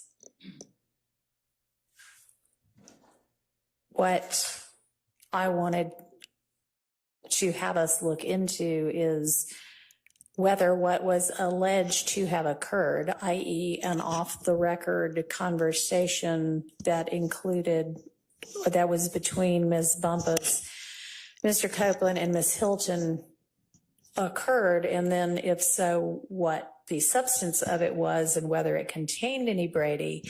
So if you don't want to dispute whether it occurred, that's up to you. I'm not going to tell you how to run your case, but I think that's a part of the inquiry as well. So I don't want to mislead you about that. So if you have any evidence that you want to present to dispute whether it occurred or to give us some more, shed some more light on that subject, you're welcome to do that as well. State calls Deputy Chief Investigator Antonio Long. All right. Your Honor, can I make a statement before or while Investigator Long is taking Yes. the witness stand? I am specifically objecting to the proffer of Ms. Love, always. But in addition, Ms. Love said that me and other people who represent people, God forbid, accused of these acts, knew already about the ex parte meeting and what occurred and the contents therein, and that is just false. That is just false. That was not testified to by Ms. Bumpus. What she said was they knew that a meeting occurred. No one said contents. Actually, my recollection is that I asked her specifically that question. Did you share the off the record portions as well? And that she said, yes, she did. I agree with that. Ms. Love said that before meeting with Ms. Bumpus, that me and other lawyers or people on the defense side knew about what was said at that hearing, and that did not happen. That's totally irrelevant. So I appreciate it, but I wasn't even accepting that as any kind of a proffer of hers. But yes, so noted, and that's fine. Okay, was there anything else with regard to that? All right. So you said you weren't going to accept a proffer from Miss Love, and that's fine. You said also Miss Long. Do you mean Investigator Long or Miss Hilton, or is there a Miss Long? Spoke.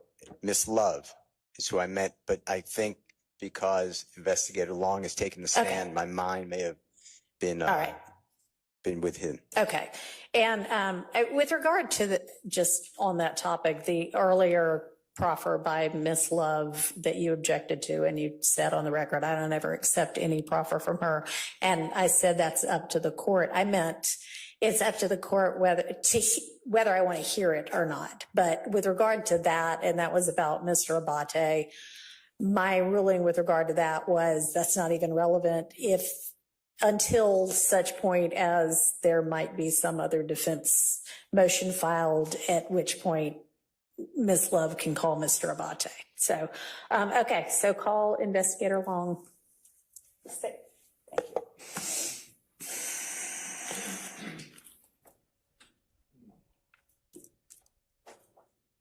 Raise your right hand. You swear for testimony to give the truth, the whole truth, nothing but the truth.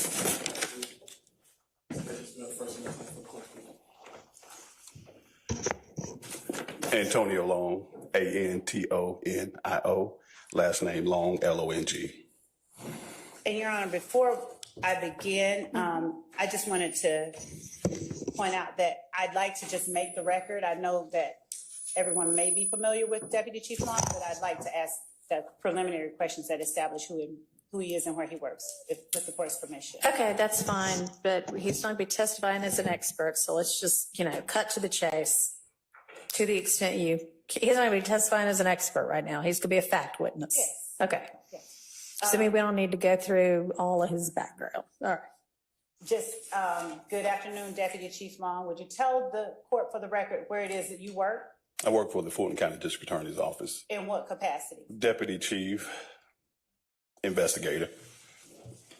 As Deputy Chief Investigator, are you over any particular units? I am. All right. Are you over the unit that is prosecuting this case that we are here in trial on? I am.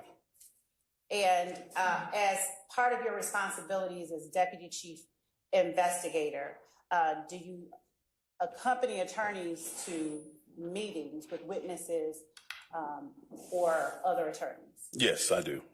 Specifically, are you tasked with accompanying Deputy District Attorney Hilton and myself when the needs arise? And among other attorneys, yes. On June the 10th, 2024, do you recall that date? I do. And did you accompany myself or Ms. Hilton to the chambers of Chief Judge Glanville on that day? I was with Ms. Hilton. Was there anyone accompanying me as Yes. investigator? And was that person one of the lieutenants with the DA's office? That is correct. While as Deputy Chief Investigator, do you give instruction to lieutenants and investigators regarding how they are to keep the lawyers in mind and keep their eyes on the lawyers? Yes, I do. I give guidance and counsel in reference to that. And are you all required to remain with us at all times during those types of meetings? Yes. June 10th of 2024, do you recall who was present in the judge's chambers at the time you arrived with Ms. Hilton? I do recall Judge being present, court reporter, Ms. Kayla Bumpus, several deputies, and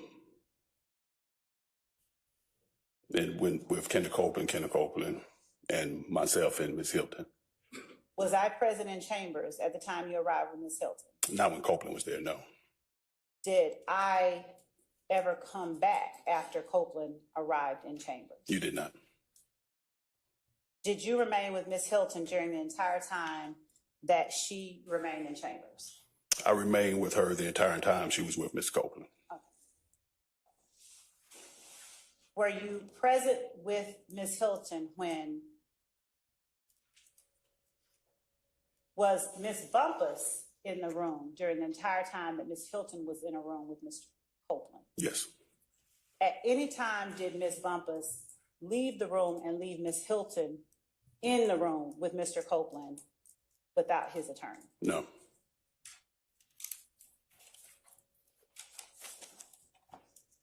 Were you present in the courtroom today when Ms. Bumpus testified? I was. Did you hear Ms. Bumpus talk about an off-the-record conversation that took place between Ms. Bumpus, Ms. Hilton, and Mr. Copeland? I did. Do you recall during the time that you were in chambers with Ms. Hilton, how many times, if any, that you all went off the record? Make sure I understand your question. How many times do we go off the record? Yes, and let me back up and ask you this. Were you able to discern when you all were off the record? Yes. How? When the court reporter was not documenting what was being taking place.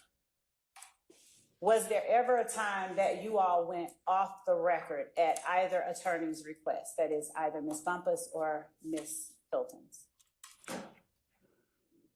From what I recall, there were times we stepped out of the room so that Ms. Kayla could talk to Mr. Copeland. And then the last time, there was a conversation before we went back on the record. At any time that you all stepped out of the room so that Ms. Bumpus could speak with Mr. Copeland, did you observe me go into that room? No, Now, when you said there was a conversation that took place the last time, would you please tell the court what you're referring to? the conversation I believe Ms. Bumpus is talking about right before we went back on the record. There was a conversation where Ms. Hilton spoke with Ms. Bumpus and Copeland before the judge and the court reporter went back on the record. Did that conversation take place following a time when Ms. Hilton exited the room so that Ms. Bumpus could speak to Mr. Copeland? Or was that a time when you all were sitting in the room and you just went off the record? That was a time where we took a break, and before we came back on break, it happened. If I'm answering your question, if I understand your question. Did you all, you being you and Ms. Hilton, did you all leave the room when you say you took a break? Yes, everybody left the room, Okay. except for Mr. Copeland and the deputies. Okay. Did Ms. Hilton have any contact with Mr. Copeland during the time that Ms. Bumpus was not in the room? No, Were you present when, or do you have any memory of Mr. Copeland saying something akin to, "I can claim all of this"? no, Were you and Ms. Hilton within close proximity, within 2 feet of each other during the entire time that you all were in chambers? yes. Are you able to say whether you all would have been privy to whatever was said? If she heard it, you would have heard it. If you heard it, she would have heard it. Correct.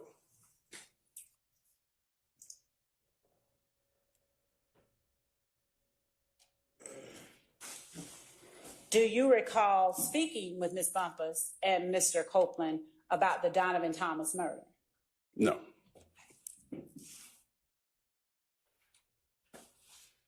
Generally speaking, starting there, would you tell the court what you recall talking about? I'm unclear as to when you're talking about starting where. During the time that you were in chambers with Ms. Bumpus, Mr. Copeland, and Ms. Hilton, can you tell the court the topics that you discussed? That not you, but Ms. Hilton and Ms. Bumpus and Mr. Copeland discussed. the topic at that time, Ms. Hilton just made it clear to Mr. Copeland that she expected him to tell the truth, and that if he was going to get on the stand and claim something that he know he didn't do, then she would be looking at prosecuting him for perjury. And so I'm clear, is this on the record or off the record that this conversation takes place? This was off the record just before the judge came back in. Have you had an opportunity to read the entire transcript of the in-chambers hearing? I have not.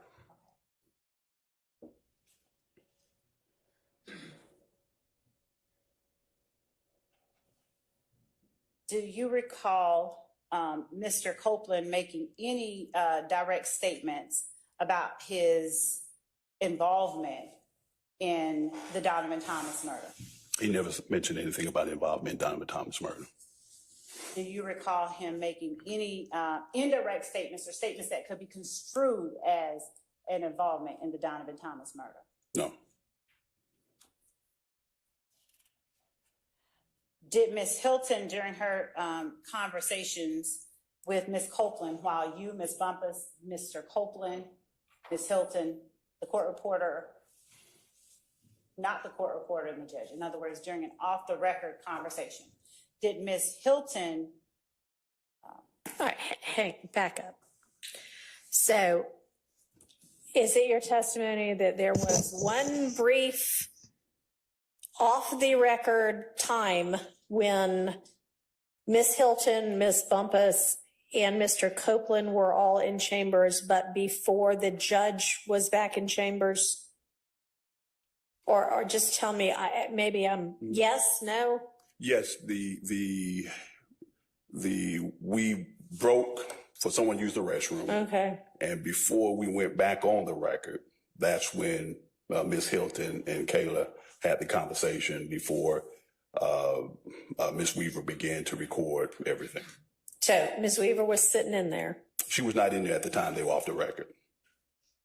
Okay, well, I mean, you can be off the record and still have the court reporter sitting in there, so I'm just trying to No, she get was not in there. clarification. So this was after a bathroom break. Right.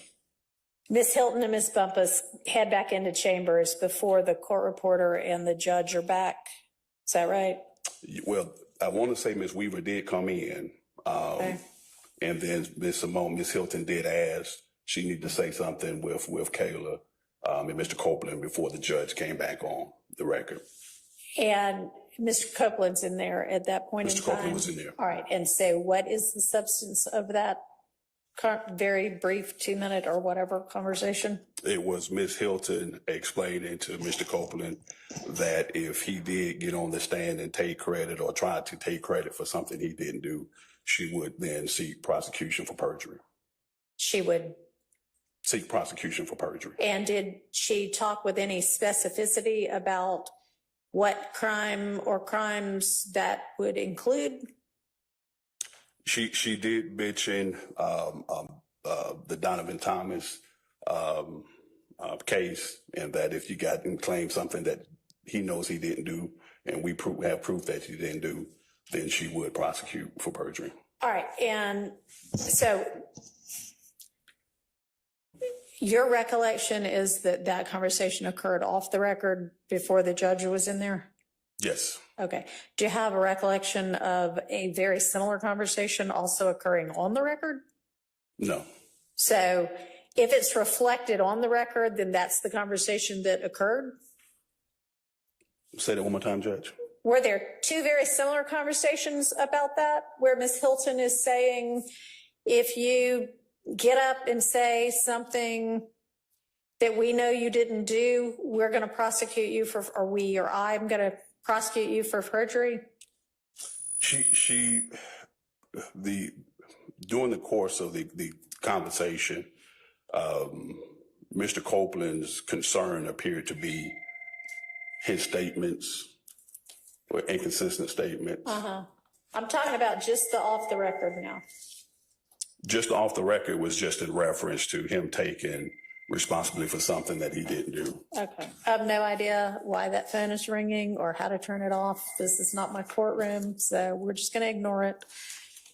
That phone being the desk phone on the bench for some reason. I don't know why.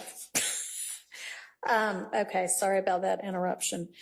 All right, and you only recall one conversation about that, whether it occurred on or off the record?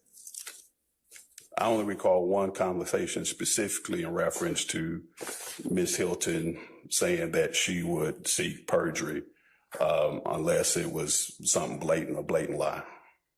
She would or she would not?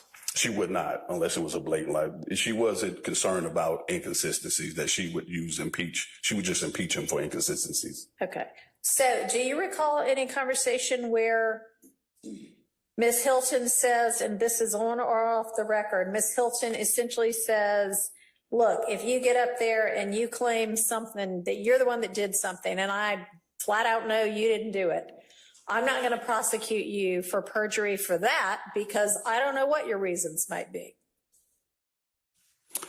I don't recall a conversation to that. I do know that she used an example that she would have to corroborate something before she prosecute. Okay.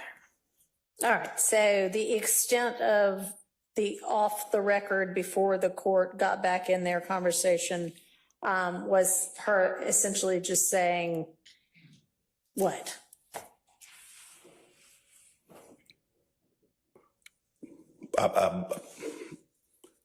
Her conversation was in reference to him getting on the stand and taking responsibility for something that he know that he didn't do, or falsely admitting to something that he did after receiving use immunity.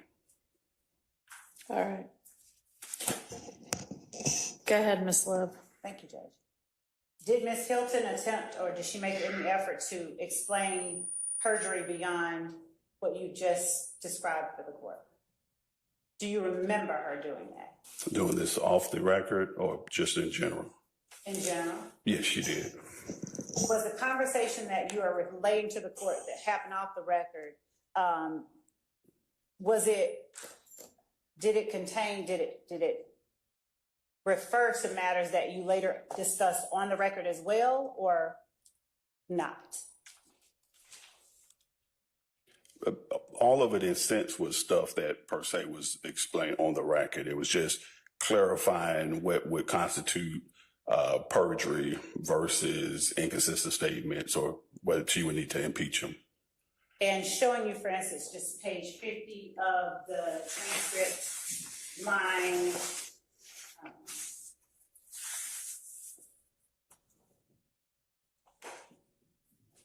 11.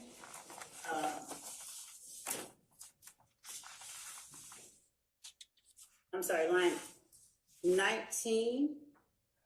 If you'll just take a look at it, is that an instance that is similar broadly in nature to the type of the conversation that took place off the record that you were just describing for the court? And by that, I'm talking about where Ms. Hilton is saying that's different, referring to the word purge. And Mr. Copeland says that can get me back in jail. And Ms. Hilton says yes. And Ms. Hilton in line 24 of page 50 says, it's not what you're saying, what you're saying is not perjury. What you're saying is what we call a prior inconsistent statement, and so forth and so on. Is that the type of conversation that took place off the record? Objection, leading. Sustained. Yeah. Sustained. Ask a different question. Yes, Your Honor. During the conversation off the record, did Ms. Hilton endeavor at any time to help Mr. Copeland understand the difference between perjury and purge? If you remember. I don't remember if that was substance of the off the record. I do know during the course of the meeting, she repeated that several times, trying to explain the difference between purge and perjury. And off the record, the comments that Ms. Hilton made regarding hypothetical instances where perjury could be occurring, did she clarify for Mr. Copeland in any way? Did she seek to clarify how she would be able to distinguish between perjury and something that wasn't perjury? Objection, leading. Overruled. The off the record conversation was very brief and very short. And there wasn't a whole lot of explanations because that had already taken place. Do you remember anything that Mr. Copeland said in response to what Ms. Hilton said about being able to, if he got up on the stand and admitted something that she could prove he was lying about? Yeah, is this you asking during the off the record conversation? Yes. Okay. He said he wasn't going to do that. And what is it that he said he wasn't going to do? Get on the stand and lie for something he didn't do. Okay. Do you have memory of him asking or saying something about not going to say that he killed Donovan Thomas?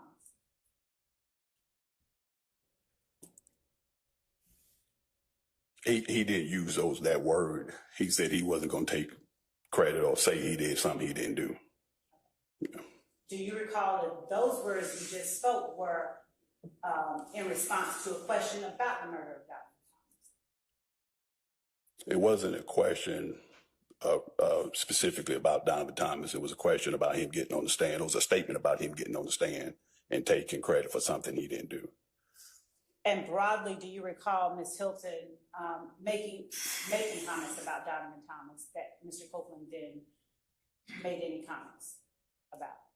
Other than if he got on the stand and took credit for something or said he did something that he didn't do and we knew he didn't do. That was the only statement she made, and then he said he wasn't going to get on the stand to do that. Now, do you have any memory of Mr. Copeland, either on the record or off the record, saying anything about a gray infinity that the state, about having information about the infinity that the state doesn't know? He never said anything about an infinity to me or Miss Simone, Miss Hilton. Did you ever endeavor to find out what he may have told Ms. Bumpus privately? I don't want you to reveal if you heard it. I just want you to know No. if you ever endeavored to find out what he may have said to her privately. No.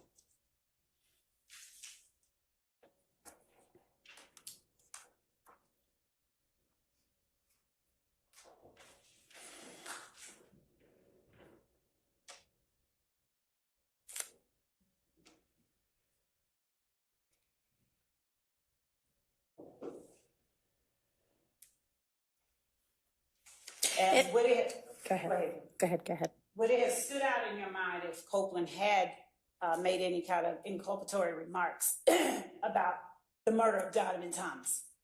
Almost definitely. If he had made a remark about the murder of Donovan Thomas, then we would initiate an investigation. And I would assign one of those lieutenants to assist me with looking into that. Do you have any memory of any exculpatory remarks Mr. Copeland made about any defendant currently on trial or not on trial regarding the Donovan Thomas murder? No. Your Honor, I'm Go ahead. ceding the floor. That's Okay. fine. All right.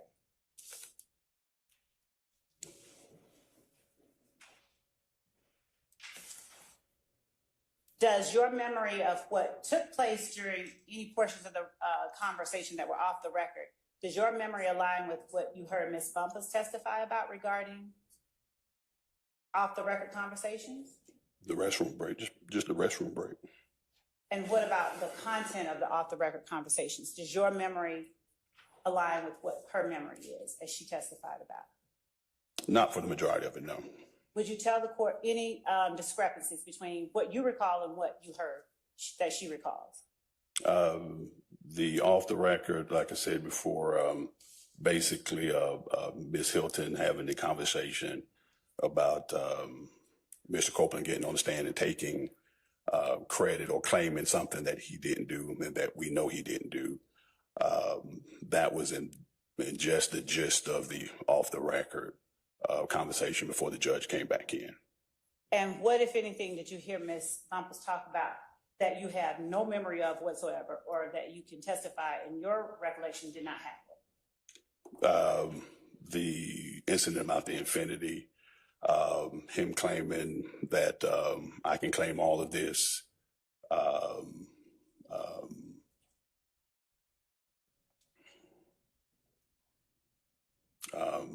The part about you coming back the second time, that's what stands out to me right now.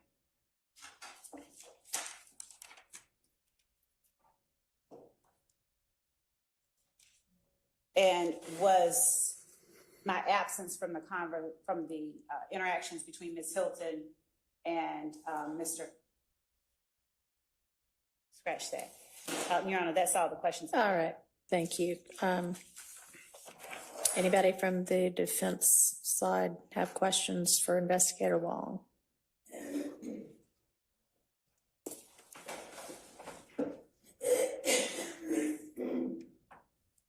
Miss Love, do you need a cough drop? Because I actually have some if you need one. Okay. This court. Okay. Investigator Long, good afternoon. Good afternoon. I want to talk to you specifically about the off the record portion of the meeting on June 10th, 2024, okay? Okay. All right, and if I have it mixed up, was off the record versus on the record, just correct me. I'm trying to understand myself, okay? Yes, sir. All right. First of all, the off the record portion of this ex parte meeting, you said that Ms. Weaver, the court reporter, did come in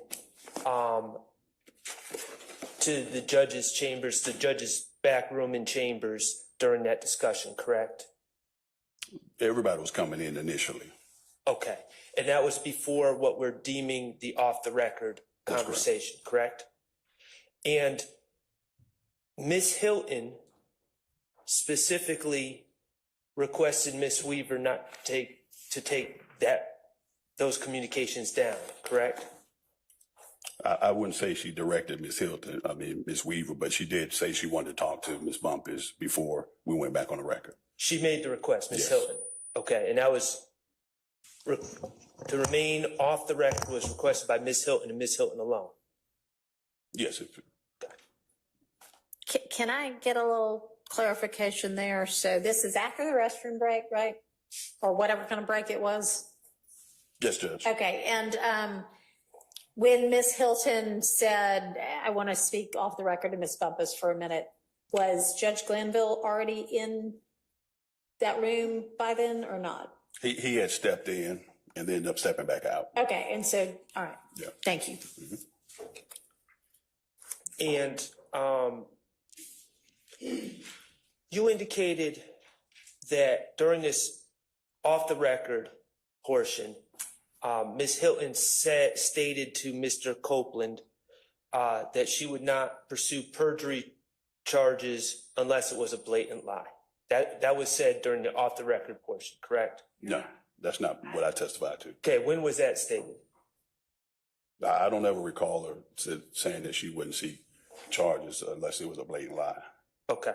I think she was trying to explain the difference between the inconsistent statement and then a outright lie, if I can use that terminology. Well, what did she say?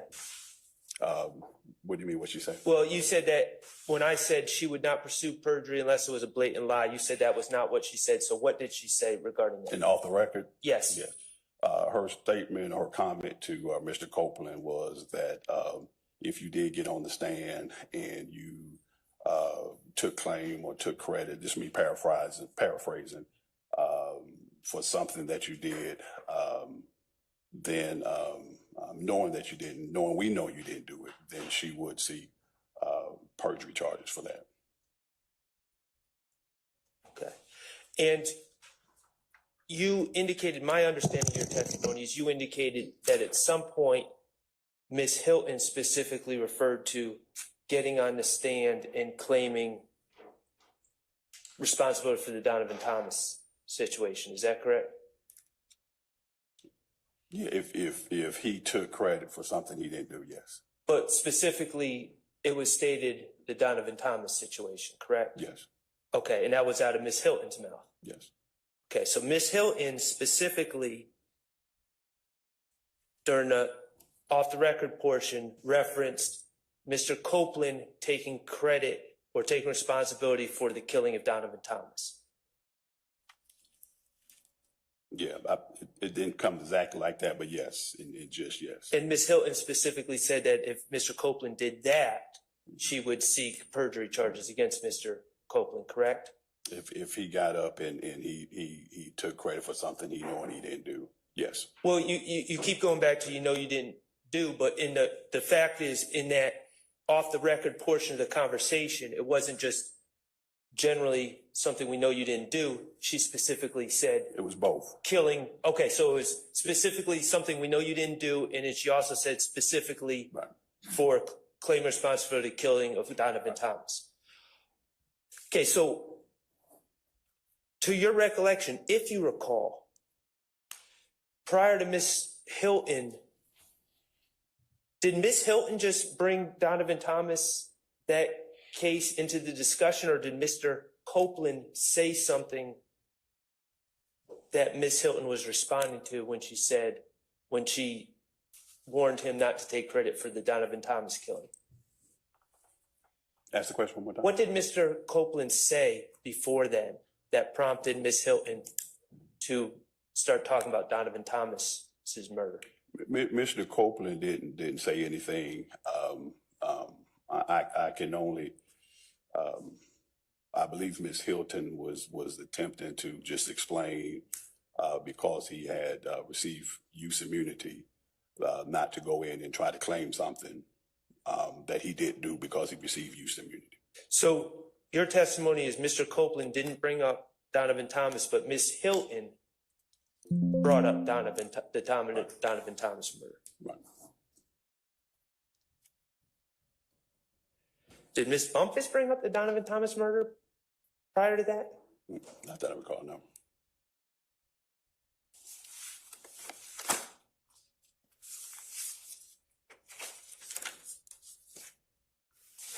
And how was it determined when Ms. Weaver was going to start making a record of this meeting again? I don't know how it was determined. Did someone call her in? Did someone ask her to start recording now or taking minutes now? Yeah, I believe if you're asking what made her prompted to, Yes. we said, I don't recall if it was Ms. Hilton, but Ms. Hilton may have said we're finished talking, and we called everybody back in. And instructed the meeting to go back on the record? Instructed that the meeting should go back I on don't the know if we record? instructed, but we were clear to go back on the record.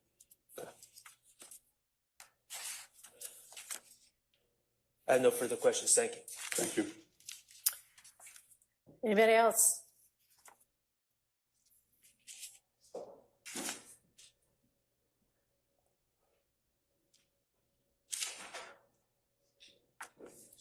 How are you, sir? How you doing, Mr. Steele? I'm okay. How you doing? I'm doing fine. Blessed and highly favored. Can I ask you a couple of questions? Yes. What was your understanding, if you had one, of why you were having this ex parte meeting? Sustained. At what point were you initially told that you're going to this ex parte meeting?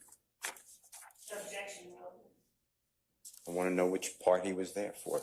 The beginning part, he said he came with Miss Hilton. I want to clarify. Ask your question again. At what point did you become aware that you're going to this ex parte meeting? I'll allow that. I believe that morning. And when you say that morning, was it before the meeting began? Do you know when the meeting began? It was before. Okay. It was before the meeting. And who alerted you that? Ms. Hilton, I believe.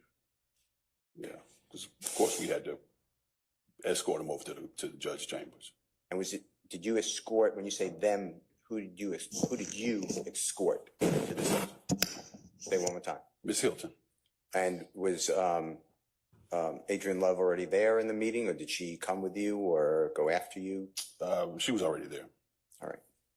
Now, how often, besides this day, have you had these type of meetings with Judge Glanville? With me, just this one. How about with other people that you know about? With Judge Glanville, no. Never happened with Judge Glanville. Well, in this case. Just this one. Okay. All right. Thank you. Thank you, Your Honor. You're welcome. Anybody else from the defense? Oh, I have one other question. Go ahead.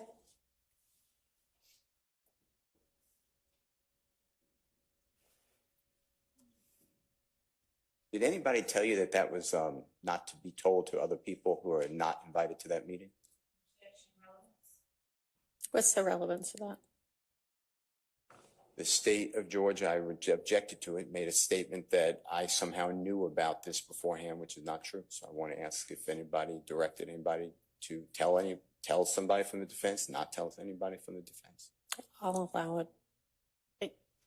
Your Honor, I did not represent to the court. That's fine. It's all right. I'm going to allow the question. No. If I understand you correctly, did no one tell me not to say anything? One more time, you spoke very fast. I'm sorry. Was your question, did anyone tell me not to say anything about this meeting? Yeah. No. Did you tell anybody about the meeting? Did you personally tell anybody, me, any of the other defense lawyers, any of the people accused of this meeting? No. Thank you, Your Honor. Mr. Matthews. While Mr. Matthews is making his way over, What is your recollection as to sort of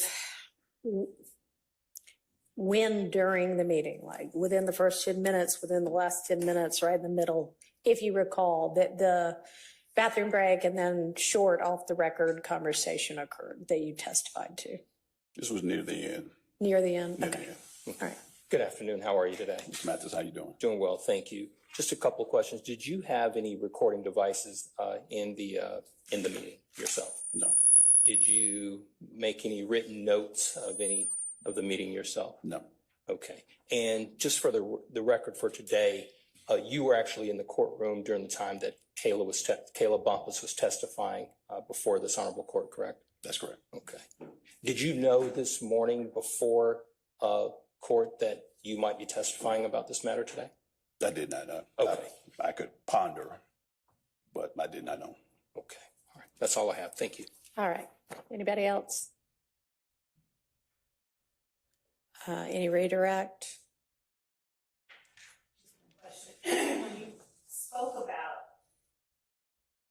When you spoke about the comment that Ms. Hilton made about claiming something that he didn't do, or the Donovan Thomas murder, did she qualify her comments in any way? What do you mean by qualifying? Did I hear, did she tack on anything about if she could or couldn't prove it? Or did she just say, if you do this, I will charge you with perjury? She consistently, if she's mentioned charge, she would say that she would have to corroborate anything before we charge. But she did mention the fact of I can only speculate, I was going to use the word, the concern about him trying to take claim for something after receiving free use immunity.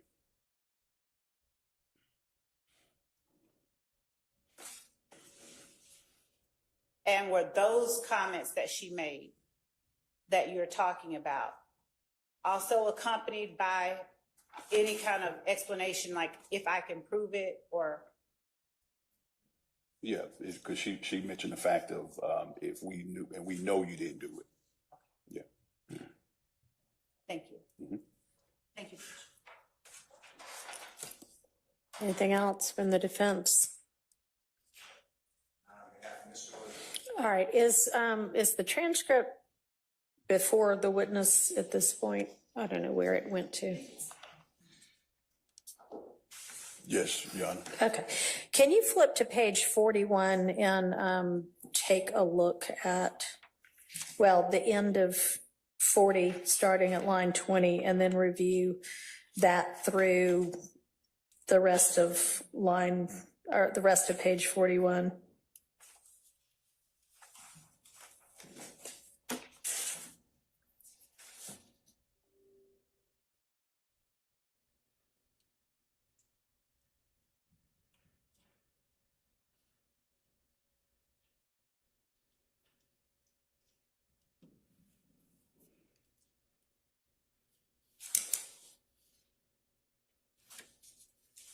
Let me know when you're done. Okay.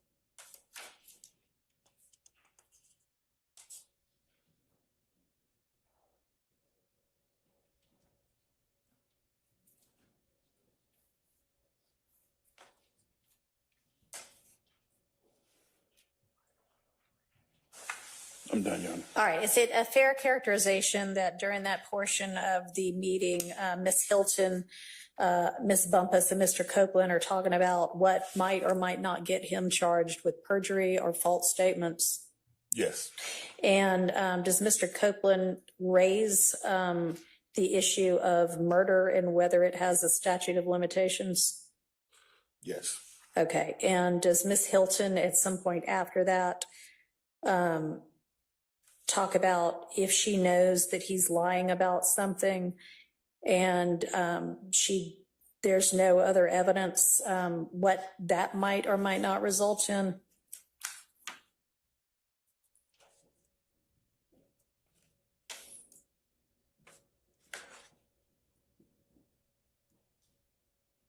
Yes.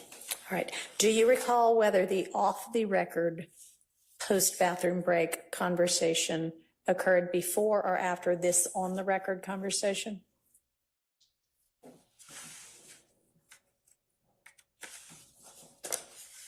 Give me just a second. Let me look a little past just to make sure. Sure.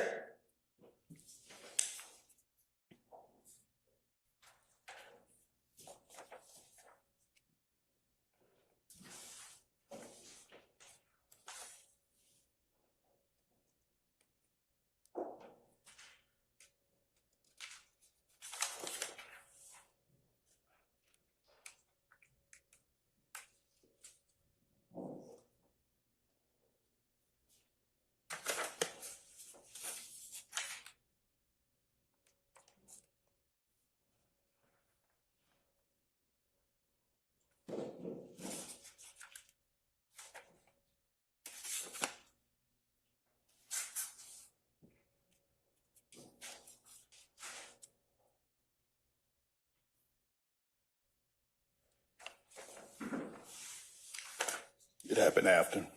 Okay.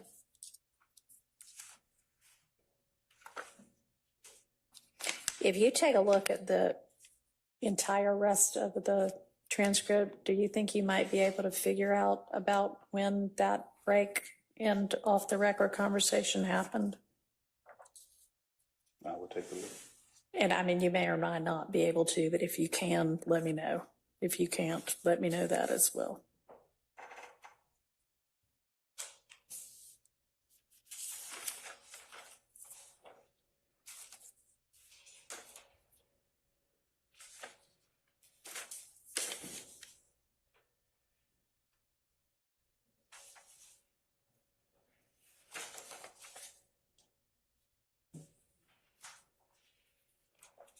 Should be disqualified from representing a client in a judicial proceeding rests in the sound discretion of the trial judge. So I'd just like you to reconsider your order, not disqualifying Ms.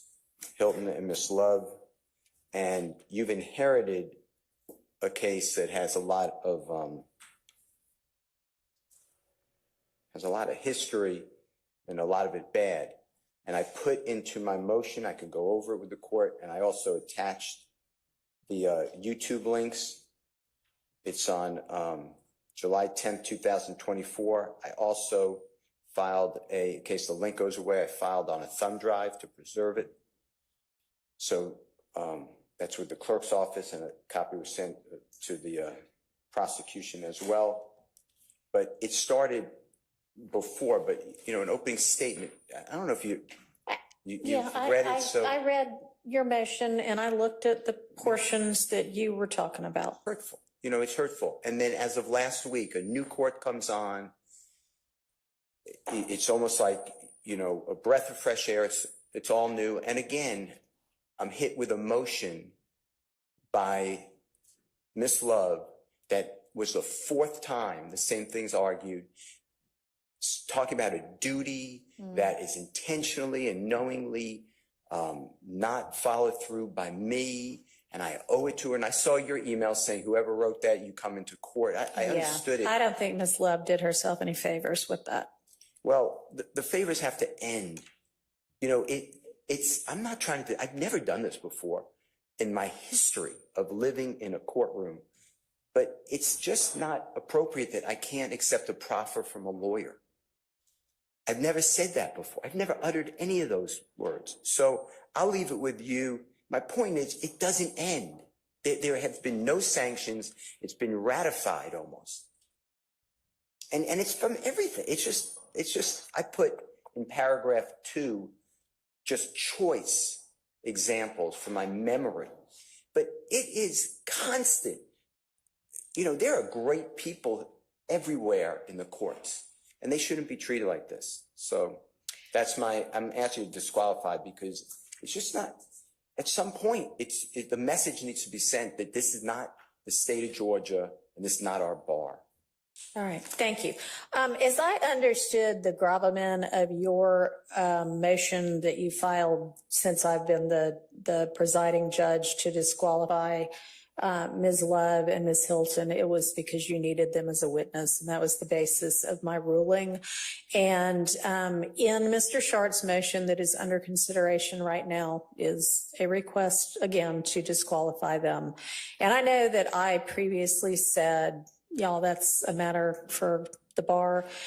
And when I was talking about that, I essentially meant the, and I don't want to call it bickering back and forth because I'm not sure it's been back and forth to any large extent, but that kind of thing, the whatever it is that had been talked about before, that's what I was talking about.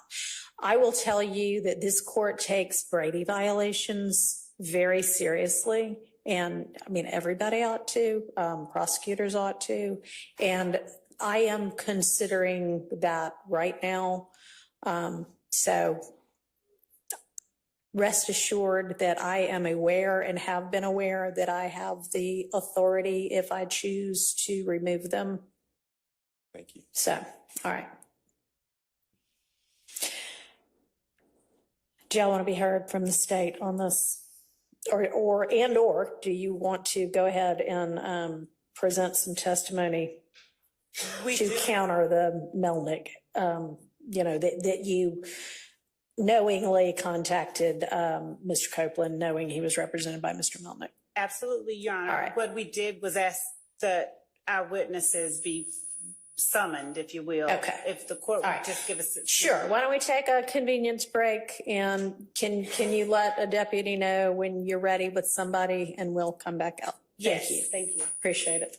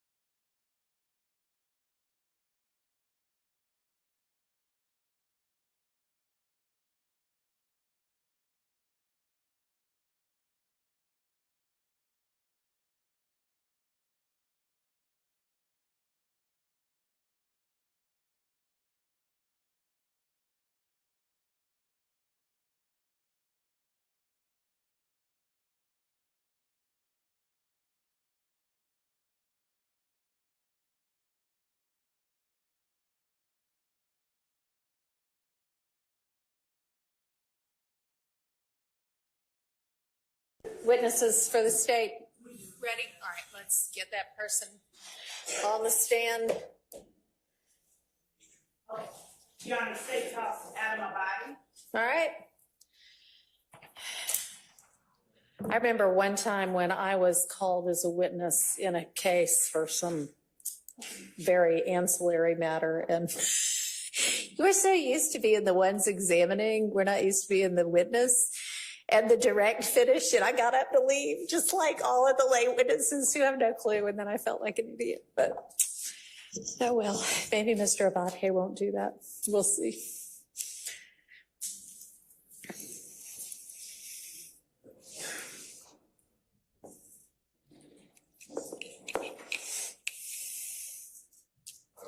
You're coming up to the witness stand.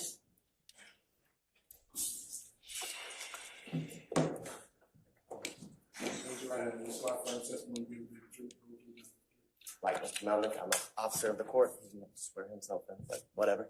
All right, let's. Like Mr. Melnick, I'm an officer of the court. He wasn't sworn in, but yes. Thank you. Good afternoon,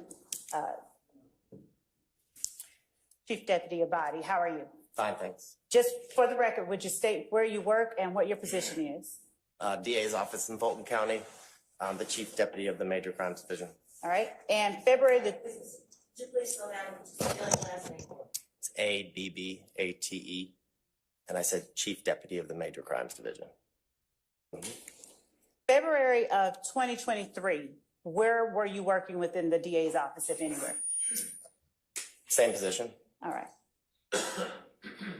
During that time, do you recall having a conversation with an attorney by the name of John Melnick regarding a person by the name of Kenneth Copeland? Yeah, it was a conversation on the Zoom call where Judge Whitaker was on the call and heard all the contents of what I'm about to testify to. Yes. All right.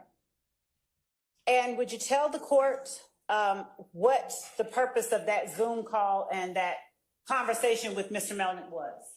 It was related to a bond order or bond conditions for a bond order for his, I think it's 22 SC 182, I think maybe 134. It was his possession of a firearm by a convicted felon and reckless driving, I think is what it was. Okay. And did you have occasion to look at the bond order and see its contents, or the proposed bond order? Has the state proposed a bond order? Yes. Right. And did the state's proposed bond order have any reference to or any conditions that are related to Mr. Copeland's witness, position as a witness, in this case, 22 SC 183572? No, not to my recollection specifically, no. Did the bond order or the proposed bond order reference co-defendants? Let me ask this. Are you familiar with the co-defendants on, or the defendants on indictment 22 SC 183572? Some of them, yes. I've tried. I think Khalif Adams was somebody who I was the prosecutor who, when he was convicted of murder. And the bond order, did it reference some of the defendants on this case? I think it referenced all of the defendants on the case involving Jeffrey Williams. All right. Did the bond order, well, Your Honor, I'd ask the court to take judicial notice of the bond order, which is in this case I'll take judicial filed. notice of it, but I'm also just going to print it out right now and make it a part of this record, so it'll just be easier. And I did misspeak and say, in this case, it is actually in Mr. Copeland's 22 SC case. Yeah, 22 SC 182134. Thank you. Would you please tell the court the content of the conversation, communication you had with Mr. Melnick regarding Mr. Copeland on that day? Yes, it was. So it was me, myself, Abigail Potter, who at the time was the trial division lawyer assigned to Judge Whitaker's courtroom. Judge Whitaker and Mr. Melnick, and I believe Ms. Rosser, the case manager who set up the Zoom link, was on the Zoom, and it was just a discussion as it related to the bond conditions for his possession of a firearm by a convicted felon case that was before Judge Whitaker and the conditions that would be included in it. Was there any part of that conversation that referenced Mr. Melnick representing Mr. Copeland as a witness in this case? Yes, specifically. And the reference is that Mr. Melnick was all hot about the fact that I was on the call, representing as a representative pretty much for you as a member of the team for this case, because he specifically said on more than one occasion that I'm not here about that case. I don't represent him on that case. The only case that I have this judge that I represent Mr. Copeland on is the 22 SC case. He said it over and over again, and he kept making snide remarks as it related to you and the district attorney's office and eventually me, to which I said, I finally interrupted him. I said, we're done with your used car salesman, stuff. And that's when the judge was kind enough to intervene and say, all right, whatever, we're here just for the 22 SC case. We understand you don't represent him in the YSL case because there's nothing to represent him on, was the gist in my recollection. And when you're talking about the 22 SC case, are you solely meaning the one Mr. Copeland faced charges on, criminal charges on? Yes, the one that was before Judge Whitaker that we were there for to, negotiate and agree upon bond conditions for. That I think it's 22 SC 182, I think it's 134, and the charges were possession of a firearm by a convicted felon and I think reckless driving. I think this all happened February 24th of 2023. Do you know whether that Zoom call was transcribed or whether or not there was a court reporter on that Zoom call? I'm not sure, but I don't remember seeing, I think it was Miss Evelyn, who was the court reporter back then. I don't recall. Do you recall how many times Mr. Melnick stated with any degree of emphasis that he did not and was not representing Mr. Copeland in his capacity as a witness in 22 SC 183572?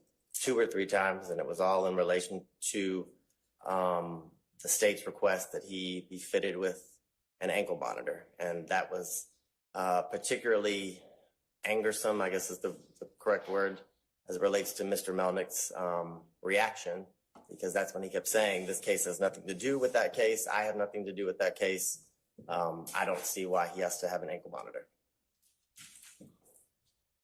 Are you familiar with what it is that the state was trying to secure with the ankle monitor? His location at all times, I suppose. And are you familiar with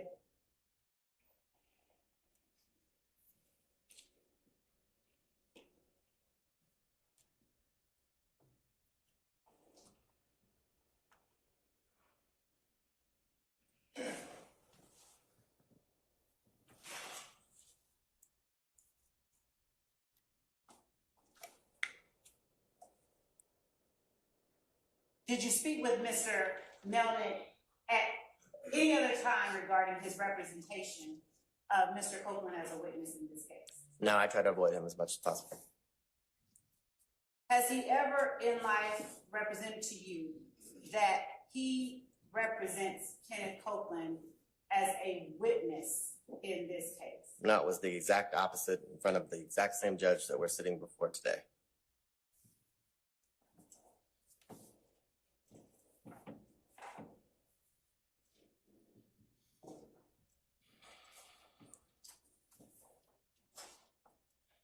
And showing what our market states is it too, I don't know if the court had already. Here you go. Here's the bond order.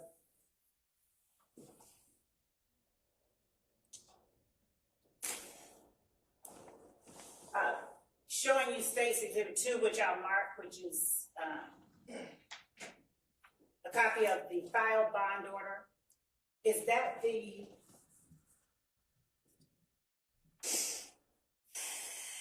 bond order that you spoke with Mr. Melnick about on the date that you're speaking about now?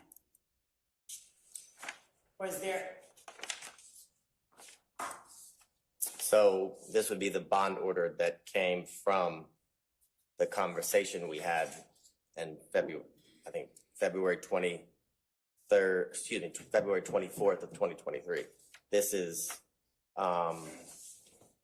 This is stamped for March 3rd, so there would have, the whole reason for the Zoom was to negotiate and come to some sort of agreed upon set of bond conditions as it related to Mr. Copeland and being released on bond for the 22 SC 182134. Sounds right.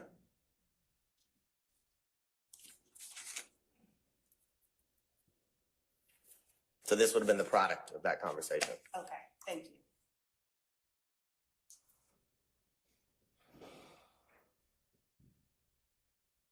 All right, that's all that I have with this witness, Your Honor, for right now. All right. Any questions by any of the defense attorneys for this witness? Nope, nope. Ms. Weinstein, Mr. Matthews? No, Your Honor. Mr. Harvey, who I can't really see over there in the corner. Is he even there? Is Mr. Harvey over there? Anybody for Harvey's client?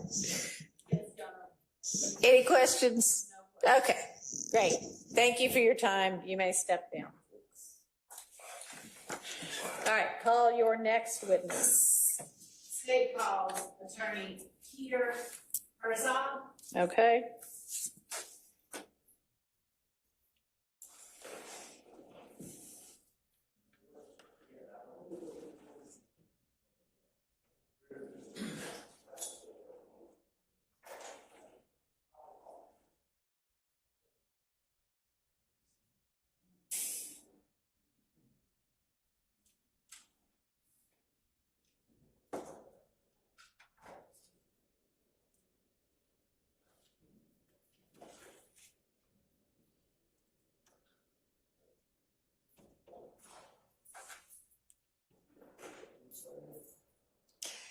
It doesn't matter to me. I mean, do you want him sworn or do you want him to testify in his place? I'll have him sworn in. All right, yes, please swear him.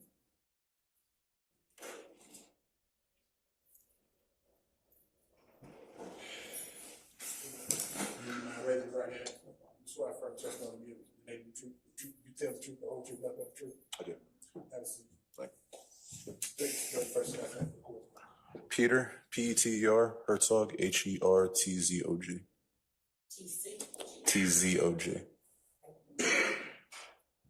Good afternoon, Mr. Herzog. Good afternoon. Would you please, just for the record, state for the court where it is that you work and what position you hold there? So I'm a senior assistant district attorney in the anti-corruption unit of the Fulton County District Attorney's Office. How long have you worked in the anti-corruption unit? Since I started in the office, about a year. I think I started March of 2023. Did you say March? And I just need to speak up a little bit louder. March 2023? Yeah, I think it was March. I've been here about a year and a half. Okay. Have you ever worked in any unit besides the anti-corruption unit? I did a short stint where I screened cases and then I cover a court part for a complex, but I've always remained in anti-corruption. As an attorney with the anti-corruption unit, have you ever had an occasion to speak with Mr. John Melnick about a person by the name of Kenneth Cole? Yes, I believe so.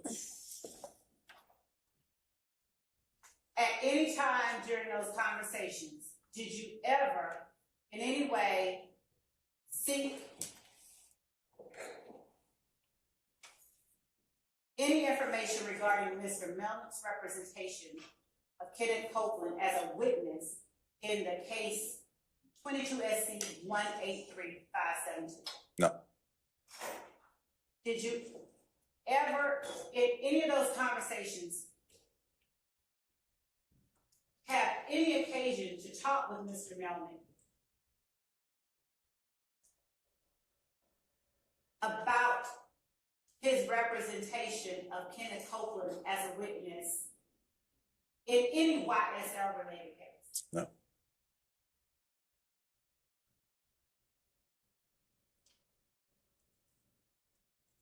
Did you ever, during your conversations with Mr. Melnick, reference either myself or Deputy District Attorney Simone Hilton? No, not to my recollection. No. Have you ever been asked by either of us or anyone prosecuting the YSL case to reach out to Mr. Melnick? No, absolutely not. Is this the longest you and I have ever even talked? I believe so. I think I ran into you once in the hallway and said hello. Other than that, I don't think we've had much contact.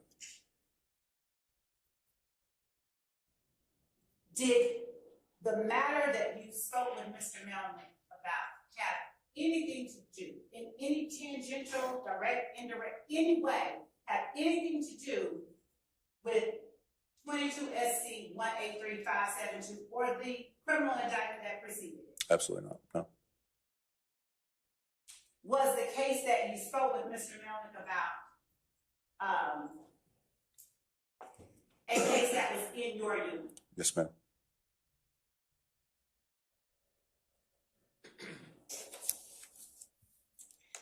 Were you ever asked by anybody within the DA's office to have any communication with Mr. Melnick regarding his representation of Kenneth Copeland as a witness in this case? No, ma'am. Did Mr. Melnick ever just tell you, hey, I'm representing Kenneth Copeland as a witness in the YSL case? No, not to my recollection. Do you recall sending Mr. Melnick an email back in March of 2023? March of 2023. I don't recall. Your Honor, I'm not certain exactly where the evidence. I'm sure it's somewhere with the court reporter.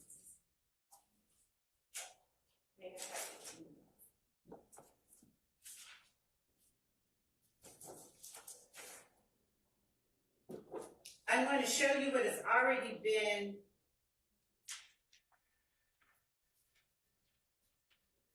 admitted as defendant Williams number 4, Your Honor. And I'm going to show you ask you to take a look at the bottom portion of defendant Williams number 4. And ask you if you recognize that time frame as a time frame that you reached out to Mr. Melnick.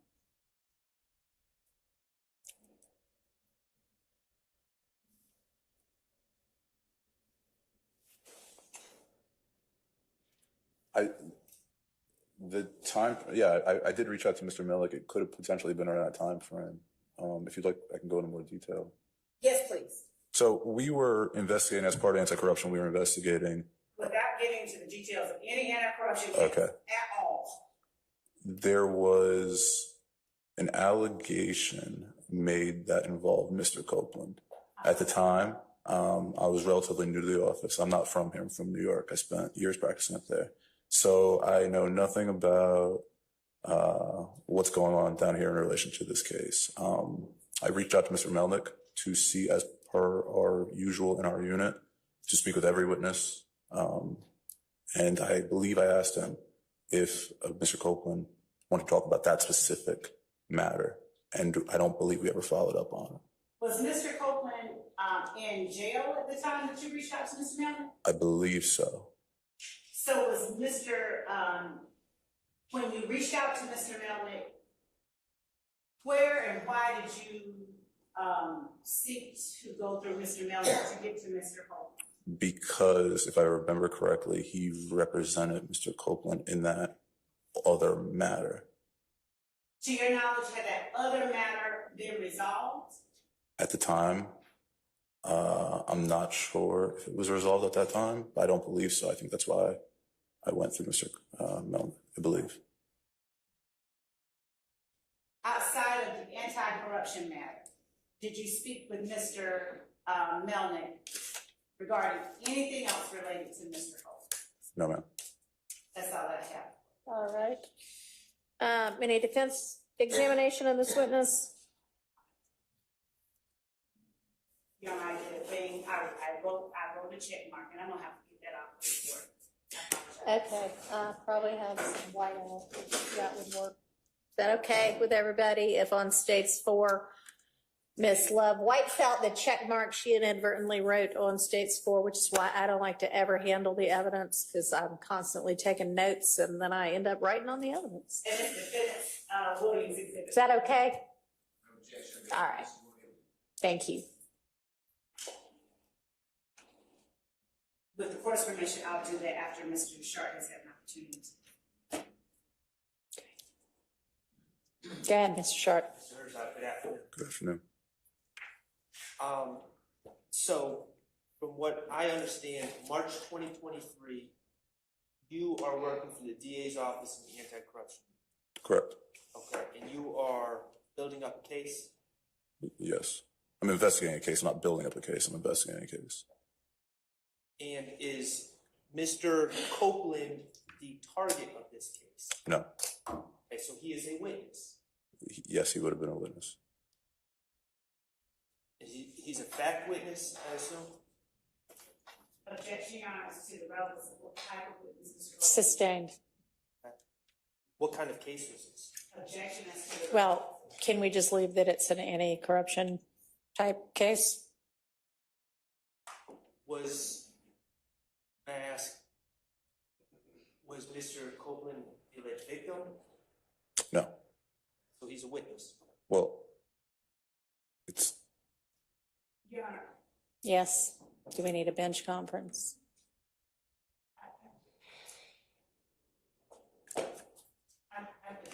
Okay.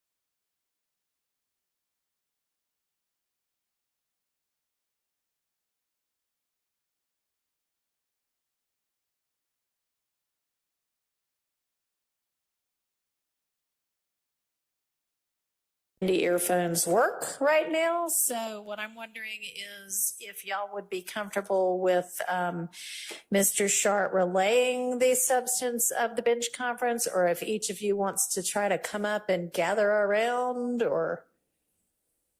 And Your Honor, since we cannot have, since we don't have the ability to let it be heard, I'd ask that the court ask whether each defendant waives their presence at the bench conference. So do the attorneys want to come up, or?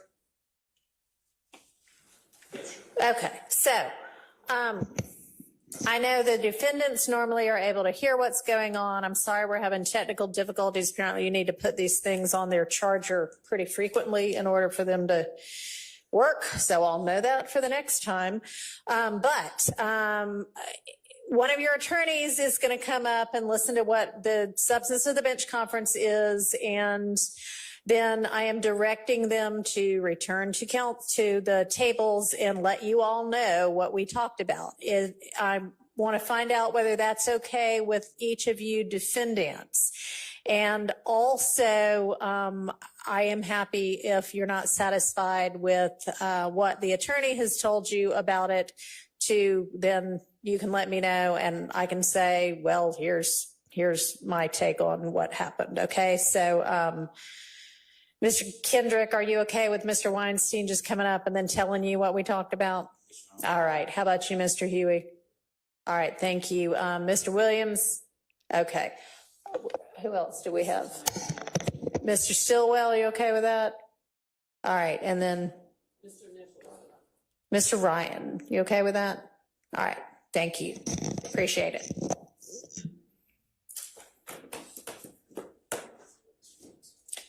So y'all can't even get it.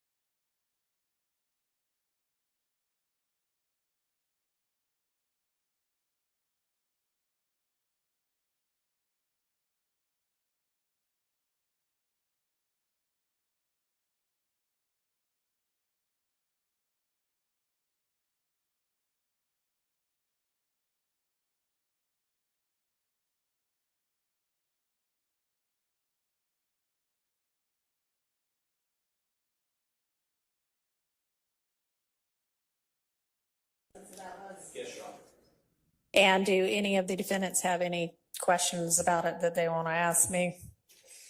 Okay. And did you talk to your client about it?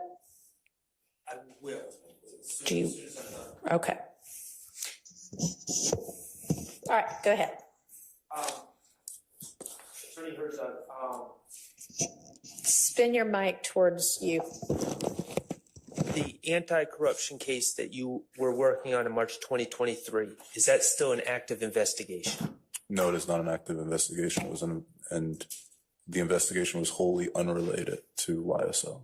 Okay, and is there a pending case involving that investigation that resulted from that investigation? A pending criminal case? Yes. No.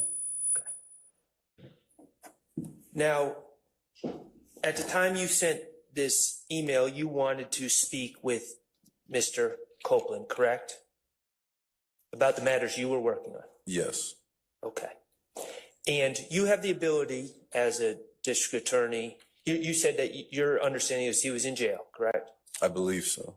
Okay, and you have the ability to go to the jail at 901 Rice Street, correct?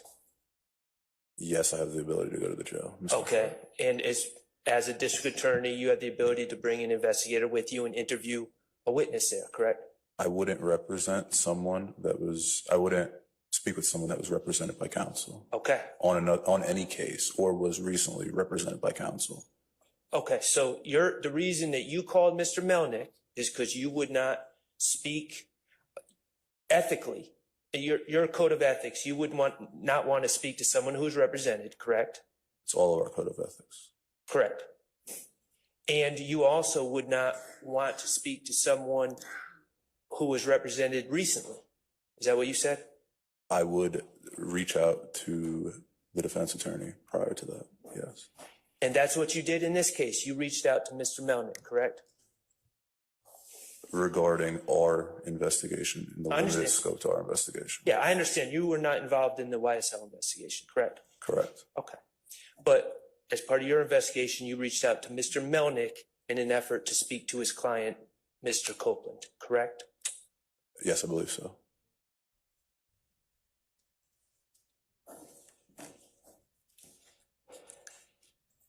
I have no further questions. Thank you.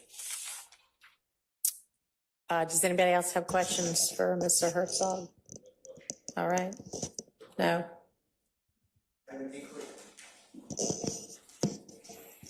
Inquiry for the court. Sure. I don't understand enough about it, and I understand that the ruling is maybe I shouldn't know about it. With the court, Mr. Williams has no objection. And if you do, please correct me. Would the court be able to find out whether this has any Brady implications from Mr. Copeland, either under Giglio getting a deal or he did not get prosecuted because he was involved, but he was being used as a witness, and I don't have that information. Sure, I don't either, but that's valid. Let's find that out. So you can ask that question. You don't have any objection to that question, do you, from the state? Okay. Hello. Mr. Still. How are you? Good, how are you? I'll let you know. Brady evidence, you feel comfortable talking about Brady evidence, what is required by Brady and its progeny? Is the question whether I feel comfortable? Yeah. Do you understand Brady and its progeny, what it includes? Yes. Okay. And I didn't mean that to be insulting at all. Just, some people have different definitions of something. Dealing with Mr. Copeland, only Mr. Copeland, was there any type, no matter how non-promising, was there any type of agreement, promise, benefit to him, whether that's reduced charges, no charges, he's cooperating, he's a CI or whatever you want to call it, anything to do with that? Absolutely not. I have no information regarding the YSL case or any investigation of the YSL case. I reached out solely related to a wholly unrelated matter. Okay. And I'm broadening it besides what you call the YSL case. I'm saying, was Mr. Copeland given any benefit? Forget about this indictment before the Honorable Judge Whitaker. Was he given any benefit on any matter, including the matter you were investigating? Not to my knowledge, no. Okay. All right. Thank you, Your Honor. Okay. All right. Anybody else? Mr. Williams? Okay. Anybody? All right. Any redirect by the state? No, Your Honor. All right. Thank you. You may step down. Thank you, Your Honor. And did you have one other witness? Yes. Are they ready?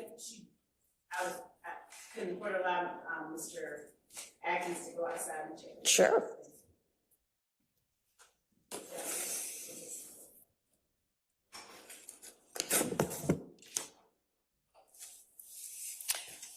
While we're waiting on finding that out, y'all were, well, I guess it was Mr. Atkins that was going to do it, so never mind. I'll wait on that one, trying to see what else we can get done while we're waiting.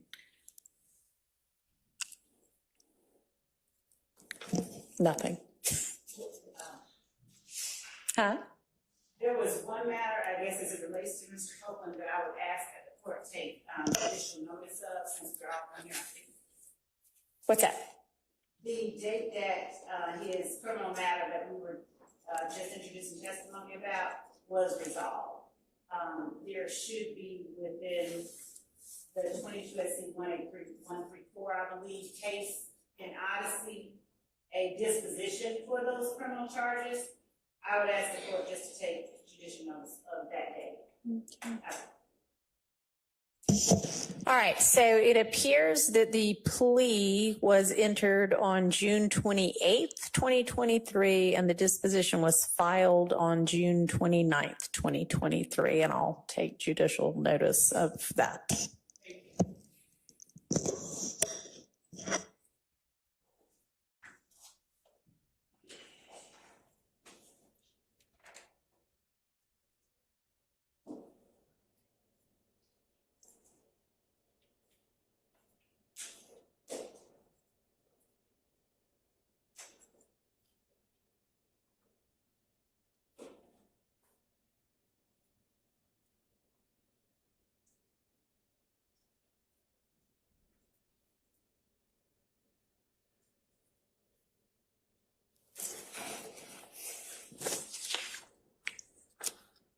All right, what do we know, Mr. Atkins? So Ms. Potter is 30 minutes away. I'm not going to ask the court to wait on. Okay, I'm okay, sorry, he said 40 minutes, he corrected. okay. And so rather than have the court wait on that, We gonna do that tomorrow? I can, yes, I can do that. All right.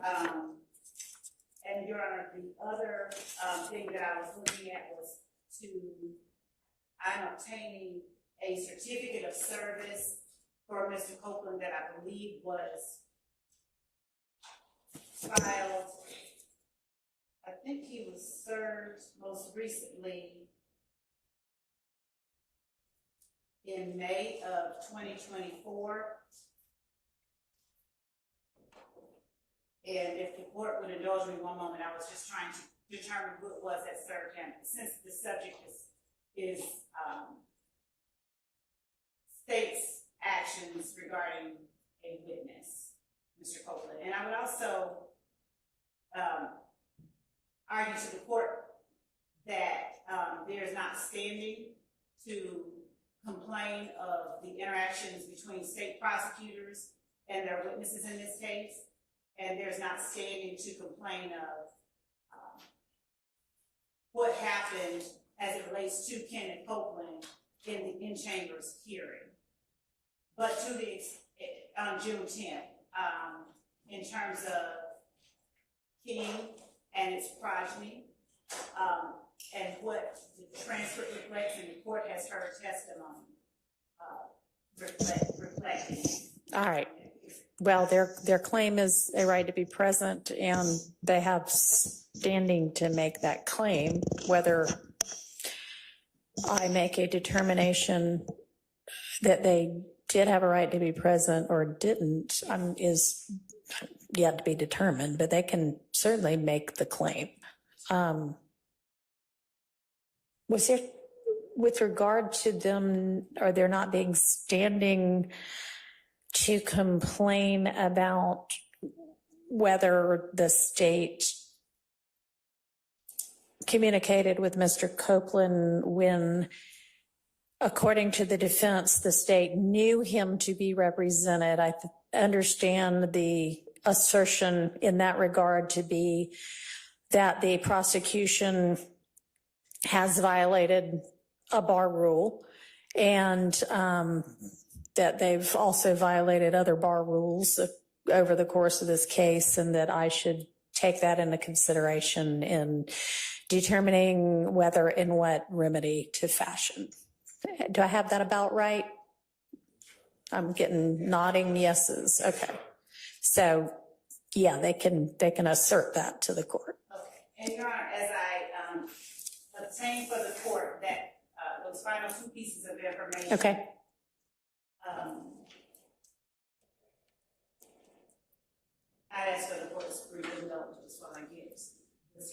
of service and the date that he was served. Okay.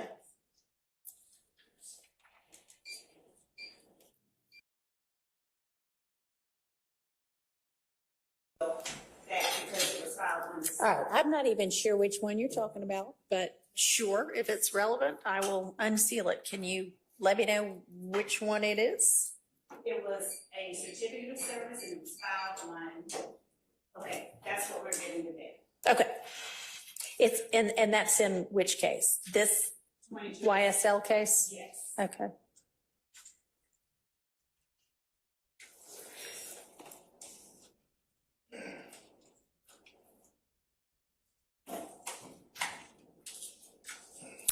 So I actually, once you let me know what it is, I actually, because I'm the court and I can, kept a copy of what is in each of the sealed filings once I reviewed it, so that in case we needed to see something again, I didn't have to do another order unsealing and resealing. So those are in an envelope in my litigation manager's office. And when you let me know what it is I'm looking for, I'll just pull it out of there. There is a certificate of service for Kenneth Copeland that should have been reflective of a subpoena that was served on him, I think in May of 2024. Okay. Without The exact date, I don't want to, I think maybe May 31st. Okay. That sounds about right. May All right. 31st of 2024. Sure. And maybe Ms. Persfield, you already are anticipating my need and sending an email to Ms. Rosser to see if she can pull that. Thank you. All right. And then with regard to Ms. Potter, is she gonna be available in the morning, or does she want to Zoom? I don't care if we take her testimony by Zoom if nobody else does. Okay. I don't even know if she's available, but that's an option as well. Thank you, Judge. That would actually work. I'm going to. All right. Would that be okay if, I don't know if everybody's familiar with Ms. Potter, but I don't know if is she still with the DA's office? She is. She's Okay. outside. She's a prosecutor with the DA's office who used to be in my courtroom and who was the prosecutor for the case that Mr. Meldick handled on the other side of. Would everybody be okay on the defense side with us taking her testimony by Zoom here in court? If anybody has an objection, please voice it orally now. Okay. All right, so that'll work. If you can line her up for that, and I think you already have the Zoom link, we can do that. Thank you. All right. And as Ms. Love's doing that, Mr. Atkins and whomever from this side of the courtroom was going to work on the maybe one or two issues with Mr. Copeland's jail calls over the weekend. Did y'all get an opportunity to do that and reach any kind of resolution? Your Honor, I have not spoken with any defense counsel in relation to those jail calls. Okay. Wasn't that your task? Your Honor, I will speak with Mr. Shard. Okay. I can't remember who said they were going to do that, but I don't know. Y'all had told me at the end of Friday, before we had all of our more explosive motions put before the court, that on the jail calls that might or might not come in with Mr. Copeland's testimony, y'all had maybe two items that you thought you could work out everything, and there were two items that were still kind of in dispute. That may have been Ms. Hilton. It might have been. I don't know. Just to get him. I was out a little bit on Friday, but did Mr. Steele not deal with the jail calls at the end of the day on Friday? I mean, so what we ended up doing was saying, oh, we may be able to just come to agreement on everything. So give us a little minute over the weekend and we'll get back to you. Anyway, apparently nobody did it, but y'all do that Yes, Your Honor. tonight, if possible. Yes, Your Honor. Your Honor, may I be allowed to step outside the courtroom for a brief 5 or 7 minutes? To line up Ms. Potter. To line up Ms. Potter and to speak with another member of our office. Okay, so we will take another break and be back whenever you let a deputy know that you're ready, okay? Which hopefully won't be more than 10 minutes. All right.